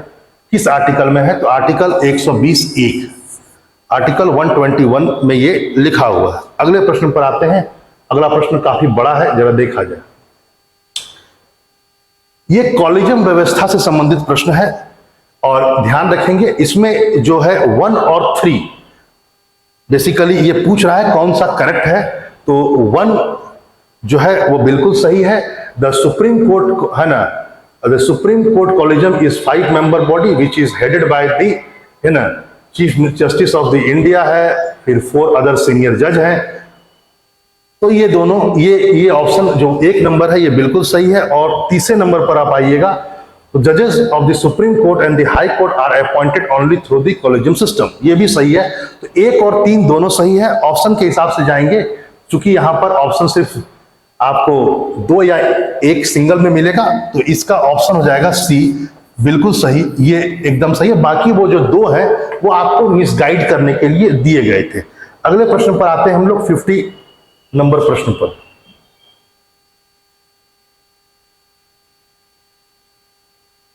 15 नंबर प्रश्न है कि 42वें संशोधन से कौन कौन सी चीजें जोड़ी गई, पहले उसको। इसमें पूछा जा रहा है इनकरेक्ट कौन सा है। तो देखिए, सोशलिस्ट सेकुलर इंटीग्रिटी जोड़ा गया है, बिल्कुल सही बात है। ये नहीं है, हम लोग के फंडामेंटल ड्यूटीज जो है वो 10 है, 8 नहीं है, तो ये तो बिल्कुल गलत हो गया। दूसरा, तीसरा जरा देखा जाए वो यह है कि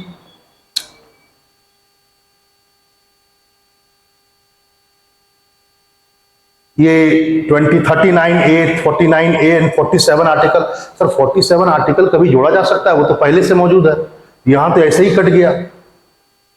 और ये जो ग्रांट का जो पावर जो प्रेसिडेंट को दिया गया है, यहां पर जो बातें कही गई, ये चौथा भी गलत है। यदि कहा जाए तो यदि आपसे केवल गलत पूछा गया, सही केवल इसमें 42 अमेंडमेंट में से 1 और 2, ये दोनों सही होंगे, याद रखेंगे आप। और बाकी जो बच गए ये 2, इसमें ये कहा गया कि ये सब आर्टिकल जोड़ा गया है ना, दैट ये गलत है। और ये बेसिकली है ना, granted power to the president in the है ना constitution with the election commission to disqualify the member of the state legislature, ऐसा कुछ नहीं इसमें था, तो ये गलत है। तो ए और 3 और 4 दोनों ही गलत है, तो इसका उत्तर हो जाएगा ए, बिल्कुल सही। यानी ये उत्तर आपका सही होगा। क्यों सही होगा? क्योंकि इसमें इनकरेक्ट पूछा गया। करेक्ट कौन सा है? 1 और 2 दोनों सही था। चलिए अब आते हैं अगले प्रश्न पर, जरा देखा जाए। ये एक तरह से कहा जाए, ये क्वेश्चन जो है यह बैंक करप्सी का है, दिवालियापन पर एक प्रश्न आया हुआ, बहुत लंबा सा प्रश्न है, मैं बहुत ज्यादा इसमें आपको नहीं पढ़ाऊंगा। एक सिंपल सा इसमें पूछा गया है, जरा देखा जाए कि जितने भी स्टेटमेंट है उसमें से ये पूछा गया है कि इसमें कौन सा सही है। बहुत लंबा है, यदि इसको मैं करने पा जाऊं तो काफी लेट हो सकता है। इसका जो ऑप्शन नंबर जो 4 है वो सही है, ओनली बी इसका उत्तर, ओनली 4 जो है वो सही होगा। ये the insolvency and the bank करप्सी board of India is the regulator body responsible for the overseeing the insolvency and bankruptcy proceeding। ये बिल्कुल सही है 4, इसका उत्तर 4 बिल्कुल सही होगा, क्योंकि ज्यादा समय लगाएंगे पढ़ने में तो आप है ना लेट हो जाएगा। अगले प्रश्न पर आते हैं, in which of the year industrial policy resolution adopted? 1956 होगा इसका उत्तर, ध्यान से रखेंगे। अगले प्रश्न पर आते हैं, 53 नंबर प्रश्न पर।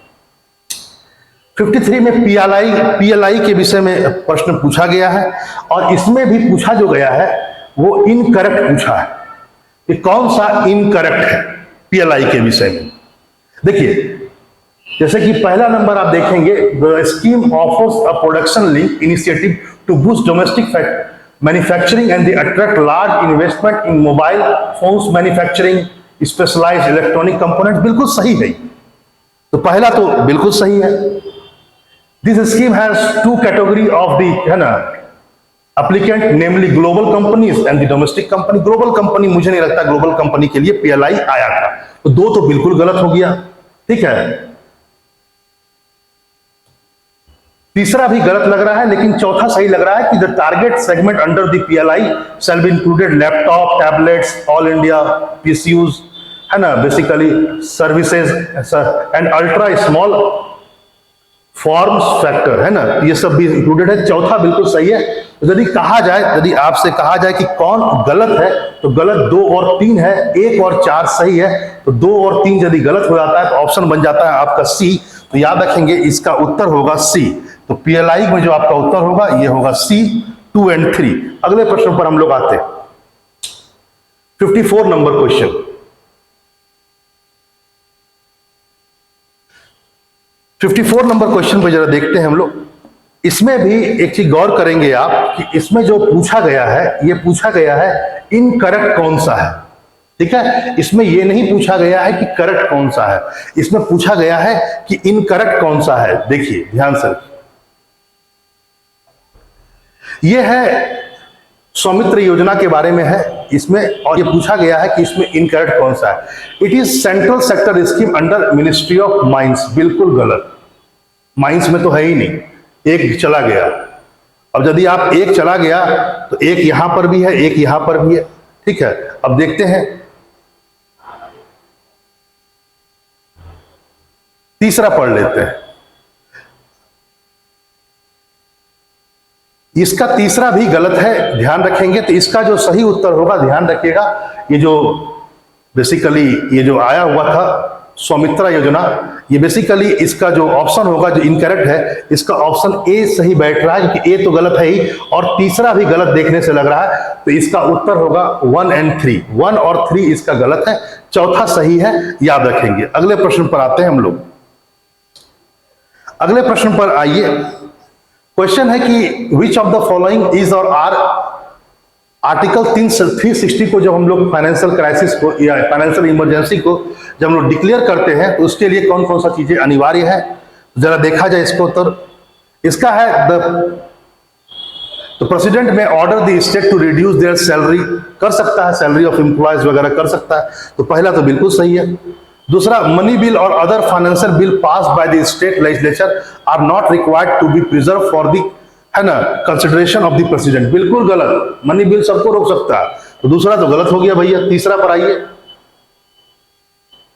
The president can issue the direction to the reduction of the salaries and the allowance of the any class employees serving in the connection with the affairs of the union including the जजेस, इन सब का भी कर सकता है। तो याद रखेंगे तीसरा इसमें करेक्ट पूछ रहा है, ये सही है, बिल्कुल सही, और चौथा भी सही है। तो यानी यदि कहा जाए ओवरऑल देखने की जरूरत नहीं है इसमें, यदि इसकी सही तरीके से यदि इसको देखा जाए तो इसमें आप देख सकते हैं कि 1, 3 और 4, 1, 3 और 4 यानी सी बिल्कुल सही है। तो 1, 3 और 4 यानी सी ऑप्शन इसका सही है, ध्यान से मिला लेंगे। अगले प्रश्न पर आते हैं। 56 नंबर क्वेश्चन।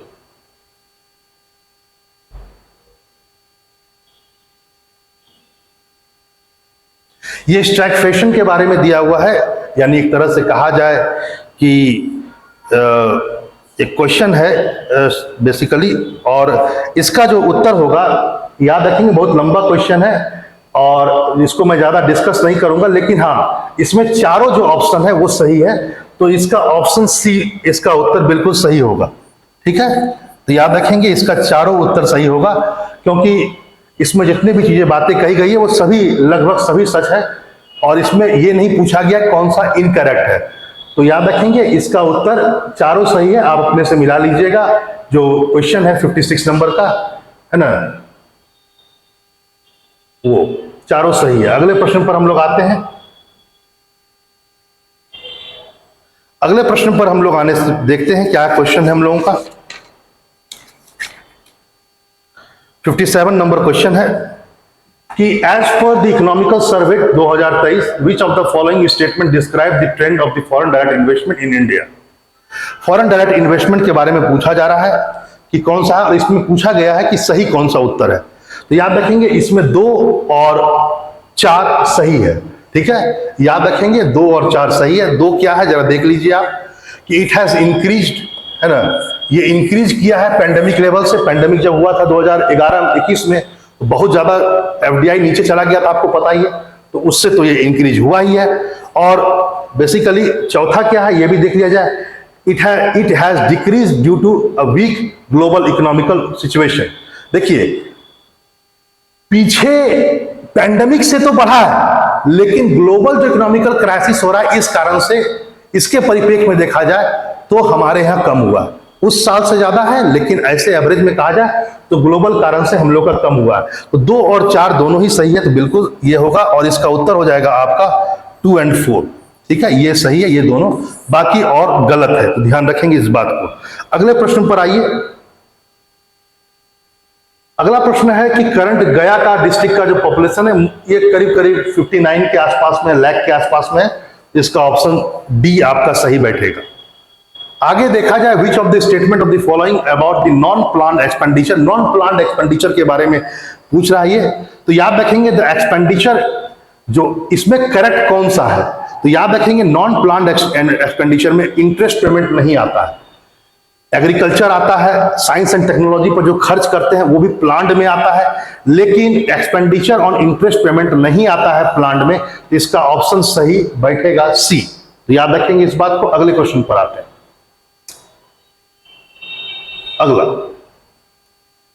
अगला है which of the following is not true about the globalisation. Globalisation से ट्रू क्या नहीं है, जरा देखा जाए। इसका इंपैक्ट भारत में, increase in the export is greater than increase in the import. Import बढ़ा है, एक्सपोर्ट बढ़ा है, इंपोर्ट घटा है ग्लोबलाइजेशन के कारण। दूसरा point, it has led to great flow of the foreign direct investment, बिल्कुल सही है। तीसरा, it has expanded trade in the good and services, बिल्कुल सही। सर ये गलत है कि ऐसा नहीं है कि ग्लोबलाइजेशन से हम लोग का ट्रेड इंक्रीज कर गया है, एक्सपोर्ट ज्यादा हो रहा है और इंपोर्ट कम हो रहा है, ये नहीं हुआ है। ये ए गलत है, यानी इसका उत्तर हो जाएगा ए। ठीक है, याद रखेंगे। अगला पॉइंट पाते हैं 61 नंबर क्वेश्चन पर।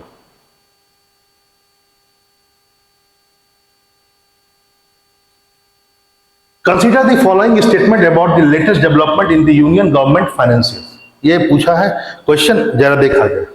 पहला है the physical deficit of the union government had reach 2.9% of GDP during the pandemic year 2021। ये बिल्कुल सही है और ये मात्र एक सही है, वन ही इसका उत्तर होगा, ओनली वन। बिल्कुल सही है, इसका उत्तर सिर्फ और सिर्फ एक होगा, यही ओनली वन। ठीक है, ध्यान में रखिएगा इसको। अगले प्रश्न पर आते हैं हम लोग। अगला प्रश्न है,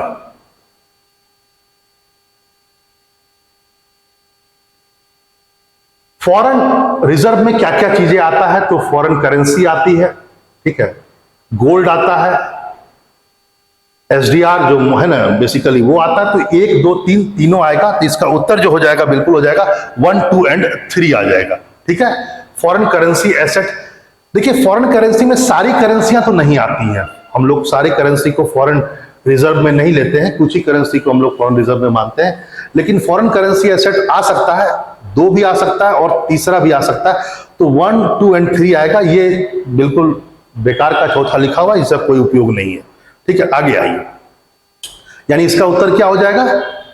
इसका उत्तर हो जाएगा ए। ठीक है, आगे 4 वाला सही नहीं है, डी सही नहीं था। आगे आइए, रूल ऑफ ऑरिजिन के बारे में पूछा है। ठीक है, ध्यान से रखें, क्या पूछा है? Rule of origin. Rule of origin में याद रखेंगे, यदि क्वेश्चन रूल ऑफ ऑरिजिन आता है तो इसमें जितने भी आपके ऑप्शन दिए हुए थे रूल ऑफ ऑरिजिन में, कि पहला था है ना, 1 minute, rule of origin are the criteria needed to determine the national source of the product, बिल्कुल सही है। Rule of origin help custom agencies to know what regulation and fee apply to the given product, ये भी सही है। ठीक है, और इसी ढंग से तीसरा भी सही है और चौथा भी सही है। यानी यदि कहा जाए तो रूल ऑफ ऑरिजिन में ये चारों उत्तर आपके सही माने जाएंगे। और देखना होगा आयोग इसमें से क्या कुछ को गलत मानता है, लेकिन अभी फिलहाल जो हम लोगों ने एनालिसिस किया है उस आधार पर माना जाएगा कि इसका चारों ही उत्तर इसके सही है। ठीक है, अगले प्रश्न पर आते हैं हम लोग का अगला प्रश्न जो है उस पर आ रहे हैं।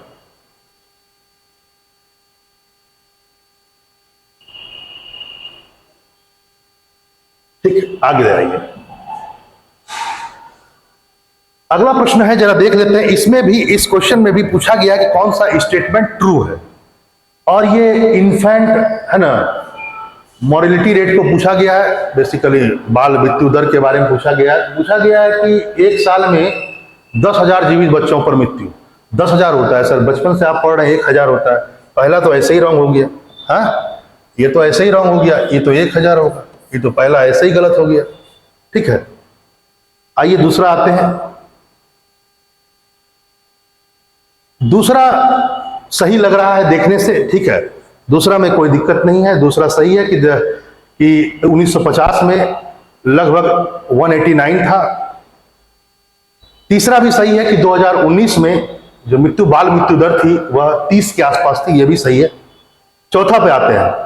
चौथा बोलता है कि 2019 में सबसे ज्यादा मृत्यु दर जो है बाल मृत्यु दर उत्तर प्रदेश में नहीं है सबसे ज्यादा मृत्यु दर, गलत। बाल मृत्यु दर सबसे ज्यादा एमपी में है, उत्तर प्रदेश का तो स्थिति बहुत अच्छी हो गई है अभी फिलहाल, ठीक है। तो ये गलत है, यानी कि इसका जो सही उत्तर होगा वह होगा 2 और 3। 2 और 3 जो है, 2 और 3 सही है, 1 और 4 गलत है। तो इसका ऑप्शन आपका हो जाएगा 2 और 3। ओके, ओनली 2 और 3। तो आप मिला लीजिएगा उत्तर, 2 और 3 इसका होगा। अब आते हैं 65 नंबर पर।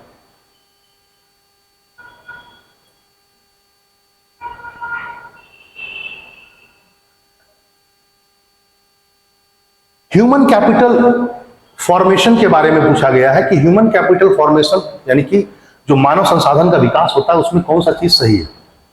क्या पैसा हो जाने से मानव विकास हो जाता है? कैपिटल गलत। नॉलेज, बहुत ज्यादा ज्ञान हो जाए तो भी कोई खास जरूरी नहीं। स्किल्ड जरूरी है। कौशल विकास बिना ह्यूमन डेवलपमेंट कौशल विकास से जुड़ा हुआ है। अगला देखिए, अगला में लिखा हुआ है नॉलेज भी है, स्किल डेवलपमेंट भी है और capacities of the people of the country भी, ये सब है। तो चौथा भी सही है। यदि इसको आप कहेंगे तो 3 और 4 भी हो सकता है, क्योंकि तीसरा में जो है वो स्किल है और चौथा में सब है। यदि इसको देखा जाए तो इसका सही उत्तर जो बैठेगा वो 3 और 4 बैठेगा। लेकिन एक बात यह भी है कि आयोग सी भी कह सकता है, क्योंकि केवल 4 भी कह सकता है, नहीं ऑप्शन सी, क्योंकि 4 में जो है सभी चीज इंक्लूडेड है। यदि मुझसे कोई पूछा जाए कि इसका सही उत्तर क्या होगा तो इसका सही उत्तर जो होगा ये 4 ही होगा, क्योंकि दोनों सही है। लेकिन ये प्रॉब्लम है कि इसमें सब चीज इंक्लूडेड है, यानी चौथा जो होगा वो ज्यादा सही माना जाएगा। चलिए आगे बढ़ते हैं।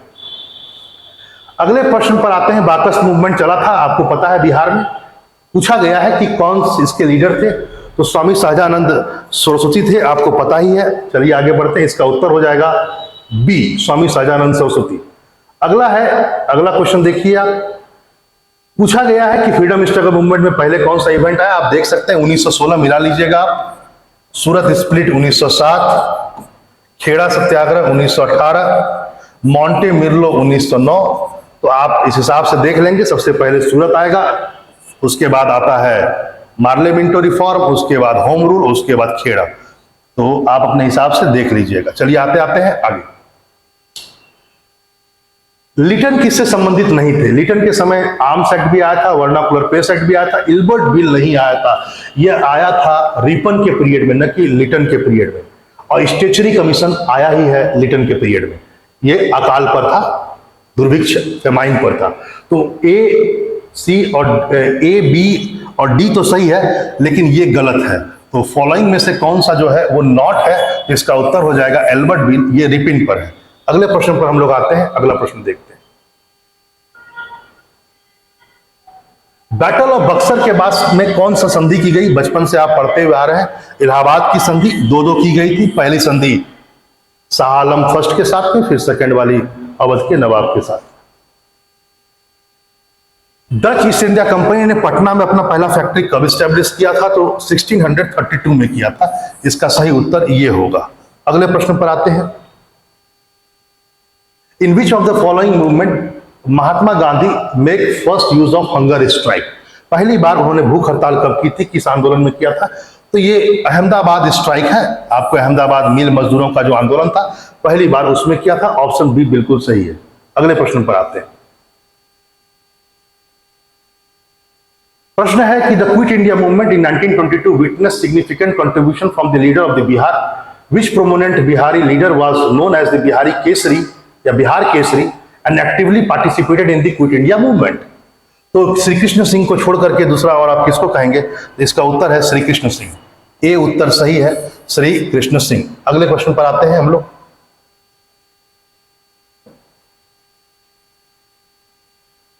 सेवेंटी थ्री क्वेश्चन है कि चंपारण सत्याग्रह जब हुआ था, चंपारण जब हुआ था मास मूवमेंट, उसका रिजल्ट क्या निकला?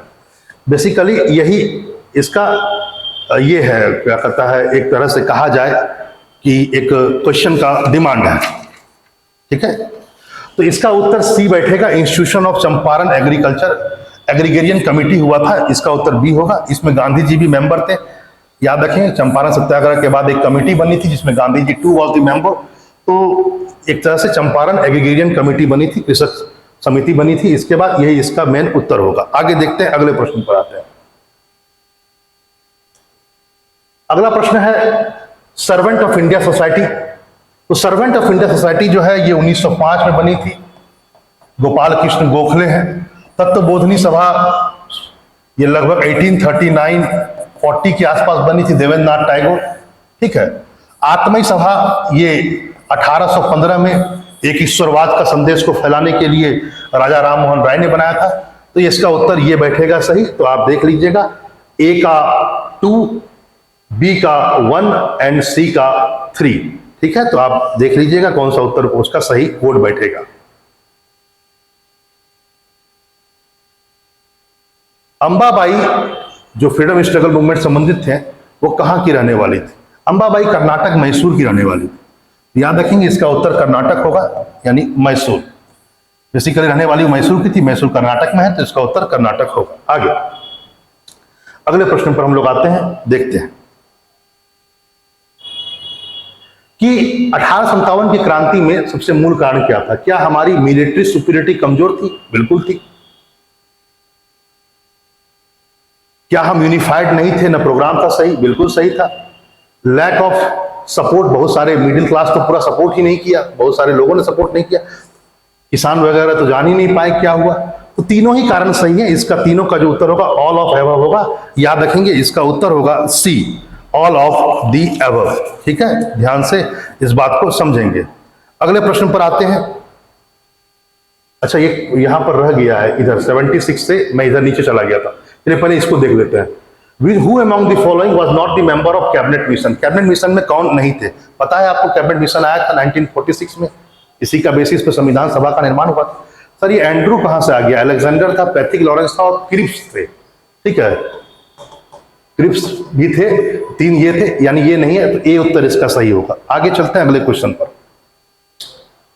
The Indian national Congress was founded on the basis of the safety wall theory. Safety wall theory किसने दिया था? 1912-13 के आसपास में सेफ्टी वॉल थ्योरी दिया गया था लाला लाजपत राय के द्वारा, कि कांग्रेस जो है वो सेफ्टी वॉल के रूप में काम कर रही है। आप जानते हैं इस चीज को। अगला प्रश्न पर आते हैं।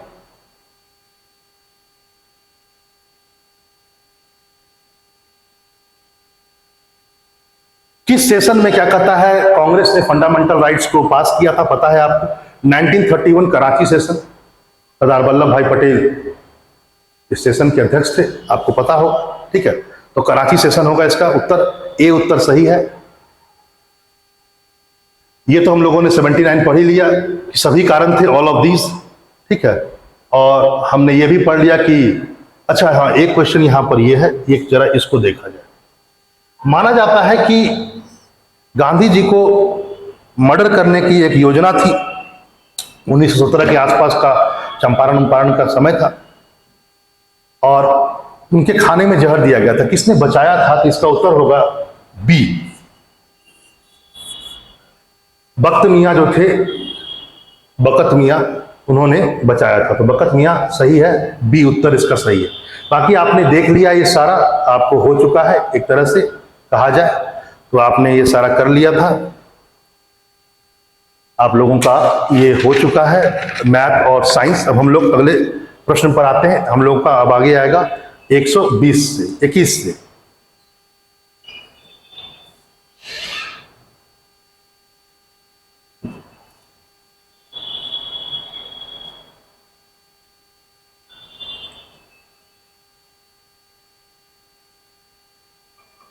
हाँ, 121 से। यहां से हम लोग अब जो बाकी बचे हुए प्रश्न है उसको देख रहे हैं। ठीक है,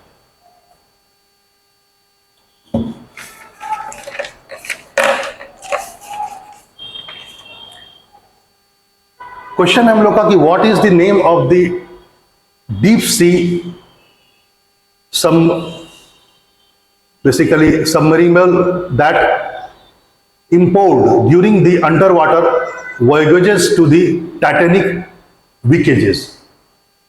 और इसका उत्तर होगा टाइटन। 121 का जो उत्तर होगा, इसका उत्तर होगा टाइटन। आगे देखते हैं, अगले प्रश्न पर आते हैं। अगला प्रश्न,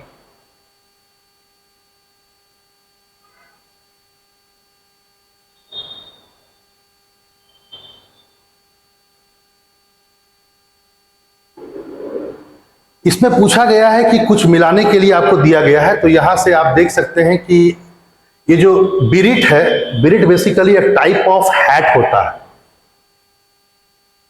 ये क्या होता है? एक टाइप ऑफ हैट होता है। एविटेटर्स बेसिकली, एविटेटर्स जो है वह होता है एक तरह से a type of sunglasses. ठीक है, तो जरा यहां से देखते हैं हम लोग का मिलता है या नहीं मिलता है। ए का 3 और सी का 2। तो यहां से हम लोगों का उत्तर मिल जा रहा है, यानी उत्तर इसका हो जाएगा ए।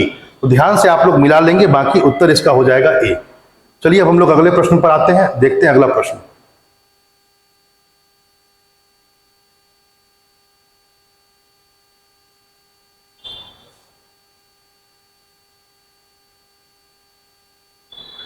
क्वेश्चन यह है कि अभी हाल ही में प्रेसिडेंट ऑफ यूएसए ने कहां पर अपना इंटरव्यू दिया। प्रश्न है कि उन्होंने कहां पर, where did the former president of USA has interview recently. तो इसका उत्तर होगा Athens.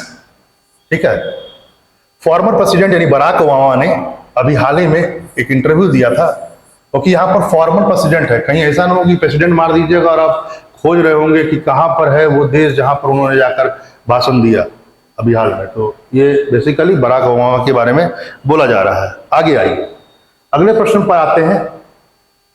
In the contest of the sport which of the following pairs are correctly match. ठीक है, इसमें पूछा गया 2 और 4 इसमें करेक्टली मैच है। हम लोग कल उसके बारे में बात करेंगे, 2 और 4। ठीक है, 2 और 4 जो एक ऑस्ट्रेलियन ओपन से संबंधित है, ठीक है, और एक विंबलडन ट्रॉफी से संबंधित है विमेंस के बारे में। और ये दोनों जो है विंबलडन वाला हो या ऑस्ट्रेलियन हो, ये दोनों ही बिल्कुल सही है और 2 और 4 इसके सही उत्तर होंगे, और यानी आपका उत्तर हो जाएगा सी। ठीक है, तो याद रखेंगे सी। अब 124 हो गया, हम लोग आते हैं 125 नंबर क्वेश्चन पर।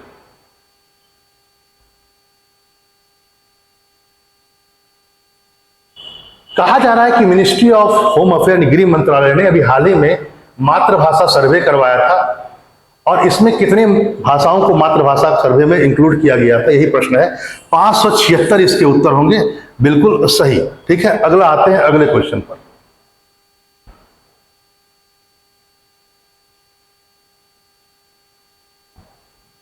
देखिए, अब यहां पर ये क्वेश्चन आपको कंफ्यूज कर सकता था। आप महाराजगंज उत्तर प्रदेश ढूंढ रहे होते। वल्चर कंजर्वेशन जो बेसिकली एक स्टेट लेवल कमिटी बनाई गई है वल्चर गिद्धों को कंजर्वेशन करने के लिए, यानी कि SLCVC। कहां बनाया गया? तमिलनाडु में बनाया गया। डी उत्तर इसका सही है। चलिए अगले प्रश्न पर आते हैं हम लोग। ये बेसिकली एक जो एक विशेष प्रकार की जो कछुए होते हैं उसको बचाने के लिए कोशिश की जा रही है। 10 captive bred Asian giant tortoise, one of the largest tortoise species in the mainland of Asia, were recently released into which national park. मतलब किस नेशनल पार्क में? अभी हाल में 10 आपने कछुओं को यहां किया। तो इसका उत्तर डी सही है। ठीक है, तो याद रखेंगे टांगकी जो नेशनल पार्क है वह इसका सही उत्तर होगा, डी। अगले प्रश्न पर आते हैं। अगला प्रश्न जो है ध्यान से सुने। किस देश ने कहा कि हाल ही में कि भारत का अरुणाचल प्रदेश जो है अभिन्न हिस्सा? अभी हाल ही में किसने कहा? तो ये है यूएसए ने कहा था। इसको ध्यान में रखिएगा। ठीक है, ऑप्शन डी बिल्कुल सही है। अब आते हैं 129 नंबर क्वेश्चन पर। क्वेश्चन ये है कि इंडिया के एक है बाला साहब पाटिल जी हैं, उन्होंने मेडल जीता है 10 मीटर एयर राइफल प्रतियोगिता में वर्ल्ड चैंपियनशिप में जो कायरो में हुआ था। तो उन्होंने कौन सा पदक जीता ये पूछा गया है। तो उन्होंने जीता था गोल्ड पदक। याद रखेंगे क्या था? गोल्ड पदक। खेल से प्रश्न आए हैं लेकिन बहुत ही दूसरे ढंग से आए हैं। आगे आइए, नेशनल एजुकेशन पॉलिसी 2020 पर भी क्वेश्चन पूछ दिया गया है। ग्रेड सिस्टम पर यह क्वेश्चन पूछा गया और 6 ग्रेड इसका सही उत्तर होगा। ध्यान रखेंगे 6 ग्रेड, डी इसका उत्तर बिल्कुल सही होगा। अगले प्रश्न पर आते हैं हम लोग।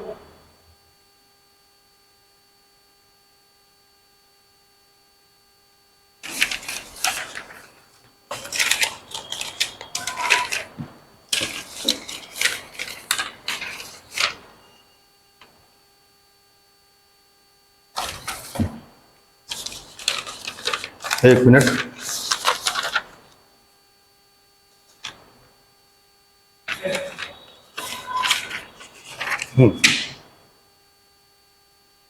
India sign the economical cooperation and trade agreement.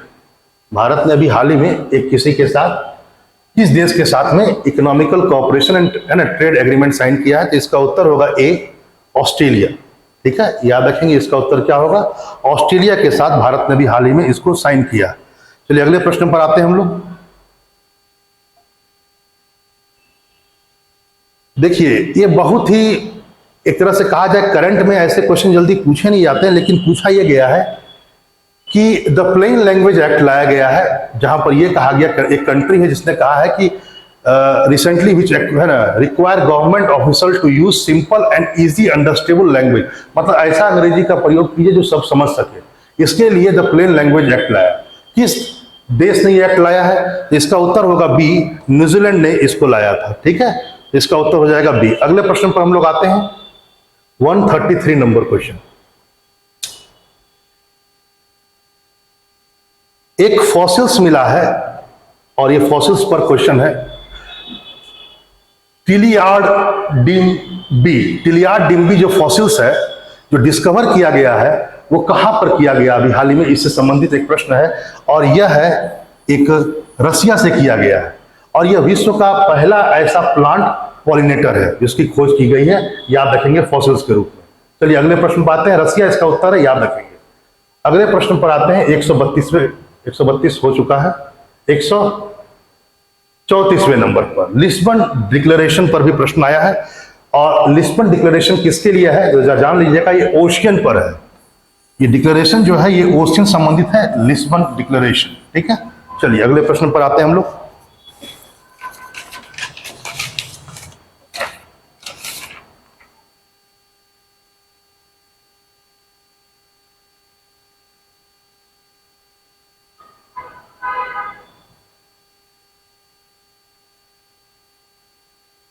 Question ये पूछा गया है कि कौन सा एनिमल जो है वो इंडस वैली सिविलाइजेशन में नोन नहीं था? एलिफेंट, हॉर्स, बुल या नन ऑफ द अबव? आप पढ़े हैं सुप्ता गैंडोर जो है वहां से हॉर्स मिले हैं, लेकिन यह माना जाता है कि शायद वह बाद के काल के हों, लेकिन हॉर्स के कंकाल सुप्ता गैंडोर से मिले हैं। लेकिन फिर भी इसका यदि सही उत्तर बोला जाए तो इसमें हॉर्स सही उत्तर जान पड़ता है, तो बी इसका उत्तर सही हो सकता है, लेकिन यह भी बी उत्तर इसका सही होगा, हॉर्स। ठीक है, चलिए अगले आते हैं question. Which of the following is not the UNESCO heritage? India gateway of India जो है, इंडिया गेट जो है वो यूनेस्को में नहीं है, इसका उत्तर हो जाएगा ए, बिल्कुल सही। अगले क्वेश्चन पर आते हैं, हमने director principle of the state कहां से लिया? डीपीएसपी, राज्य के नीति निदेशक तत्व। तो सर इसका उत्तर ए होगा, हम लोगों ने आयरलैंड से इसको लिया है। अगले प्रश्न पर आते हैं, सिक्किम भारत का पूर्ण राज्य का हिस्सा कब बना? तो 1975 में बना, 36 कॉन्स्टिट्यूशनल अमेंडमेंट से। इसका उत्तर बी सही होगा। चलिए सबसे ज्यादा कॉस्टली करेंसी पूछा जा रहा है, सब बच्चा जानता है, इसका पाउंड और स्टेर्लिंग होगा। पाउंड सबसे महंगा है, ठीक है, ध्यान रखेंगे। इसका उत्तर बी होगा, सबसे कॉस्टली पूछा जा रहा है currency B. Government of Bihar ने भी कहा है कि हम बिहार को पॉल्यूटेंट फ्री बना देंगे, इमर्शन, कार्बन का इमर्शन खत्म कर देंगे। कब तक बोला है? ऑप्शन पूछा गया ए, इसका सही उत्तर होगा 2024। तो यानी 140 का जो उत्तर होगा ये होगा आपका 2024। बिहार सरकार ने कहा है कि हम इतना दिनों तक हम पॉल्यूशन फ्री कर देंगे पूरे बिहार को। अगले प्रश्न पर आते हैं हम लोग।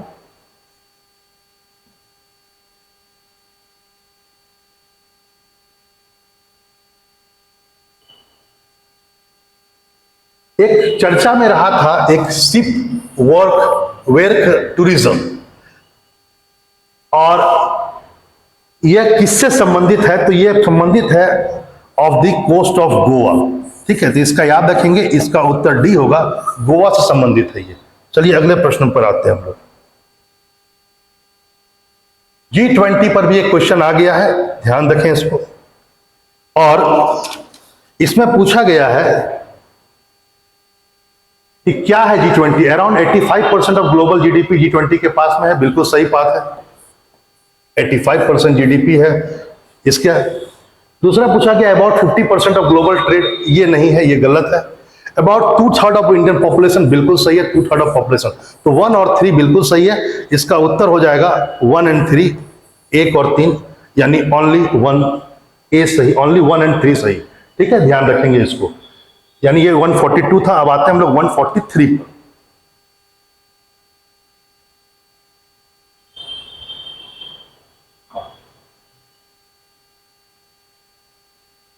वैगनर ग्रुप के बारे में तो आप लोग बहुत अच्छा से जान रहे हैं, कई बार यूक्रेन युद्ध में इसकी चर्चा हुई हुई है। इसका ऑप्शन सही होगा ए। ध्यान रखेंगे, वैगनर ग्रुप जिसका बहुत ज्यादा यूज किया किसने, रसिया ने, है ना। चेचनिया के जो लोग थे, वहां के ग्रुप थे यार, चेचनिया की लड़ाई में वैगनर ग्रुप का बहुत बड़ा रोल है वहां युद्ध में, है ना। तो उसके जो ग्रुप से जो संबंधित है, जो हेड थे, वो यही थे। ए नंबर आपका ऑप्शन सही होगा। चलिए हम लोग आते हैं अब 144वें नंबर क्वेश्चन पर। पूछा जा रहा है आपसे कि ग्लोबल जेंडर गैप जो रिपोर्ट होता है, ग्लोबल जेंडर गैप रिपोर्ट, वो कौन रिलीज करता है। तो इसका सही उत्तर होगा B, the world economic forum, यानी WEF, ये रिलीज करता है। तो बी इसका उत्तर सही होगा। अब आते हैं 145वें नंबर क्वेश्चन पर। ये तो पूछना ही था इनको, और वाजिब है कि ऐसा पूछा जा सकता था।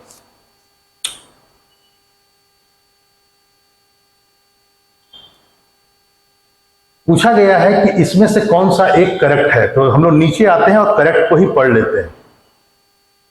इसका आंसर होगा डी। डी ये है कि उन्होंने 70 साल तक लगभग शासन किया और 96 की उम्र में उनका डेथ हुआ। तो ये बिल्कुल सही है, एलिजाबेथ 70 साल तक लगभग शासन की और 96 साल की उम्र में उनका डेथ हुआ। तो ऑप्शन डी इसका बिल्कुल सही उत्तर होगा। अब आते हैं 146 नंबर क्वेश्चन पर। हम लोग देखते हैं, गुजरात का आपको पता ही है, एक्सपो होते ही रहता है। डी एक्सपो जो हुआ था गुजरात में 2022 में, उसका टैग लाइन क्या था, थीम क्या था। ये था पाथ टू प्राइड। ओके, इसका ऑप्शन होगा ए, इसका सही उत्तर होगा।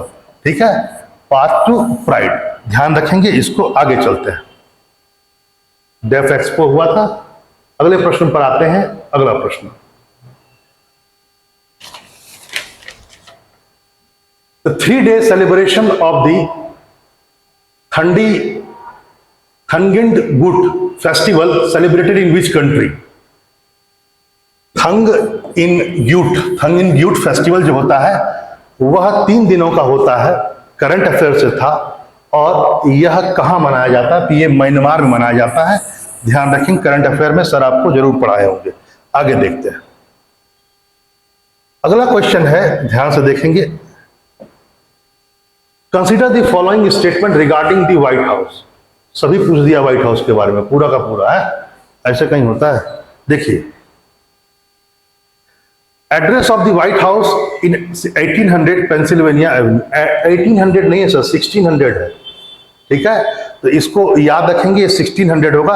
पहला गलत है, बाकी तीनों सही है। याद रखेंगे, it is a symbol of American democracy. ये भी सही है कि पहले राष्ट्रपति जो व्हाइट हाउस में गए वो एडम्स थे, जॉन एडम्स। ये भी सही है, जो भवन वहां बनाया गया। तो इसका उत्तर हो जाएगा 2, 3 और 4, यानी कि इसका जो सही उत्तर होगा वो 2, 3, 4 होगा। पहला गलत था, इसको ध्यान में रखेंगे। चलिए अगले प्रश्न पर हम लोग आते हैं। अगले प्रश्न को देखते हैं, 149 नंबर प्रश्न। नेट मैटरिंग क्या है?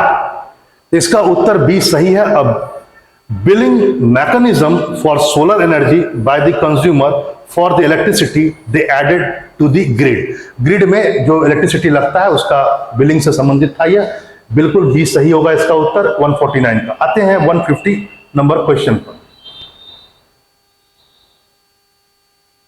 150, ये कलर से है। मैंजेटा जो कलर है ये बनता है, मैंजेटा बनता है आपका रेड और ब्लू से, यानी ए का 2 मेंजेटा बन गया। टील जो बनता है ब्लू, रेड और व्हाइट से बनता है, blue, red and white, blue, red and white. तो जरा मिलाकर देखा जाए, ए का 2, बी का 4, ऑप्शन हो गया ए बिल्कुल सही उत्तर। ठीक है, तो आपने 150 नंबर देखा पूरा का पूरा क्वेश्चन। हाँ, हम लोगों के हिंदी वाले विद्यार्थी कहेंगे कि उनको असल में हम लोग के पास अवेलेबल नहीं हो पाया अभी तक हिंदी का पेपर, जो पहले आया मैंने उसको दिया। और हाँ, मैंने फिर कहा, मैं फिर दोबारा कहता हूँ, जो कट ऑफ है वो कम जाएगा। पेपर इतना सरल नहीं था, बहुत ही मॉडरेट पेपर था। और मैंने जैसा पहले कहा 75 यदि आपके हो रहे हैं नेगेटिव कार्ड के क्वेश्चन सही, तो आप तैयारी करें। ठीक है, नमस्कार।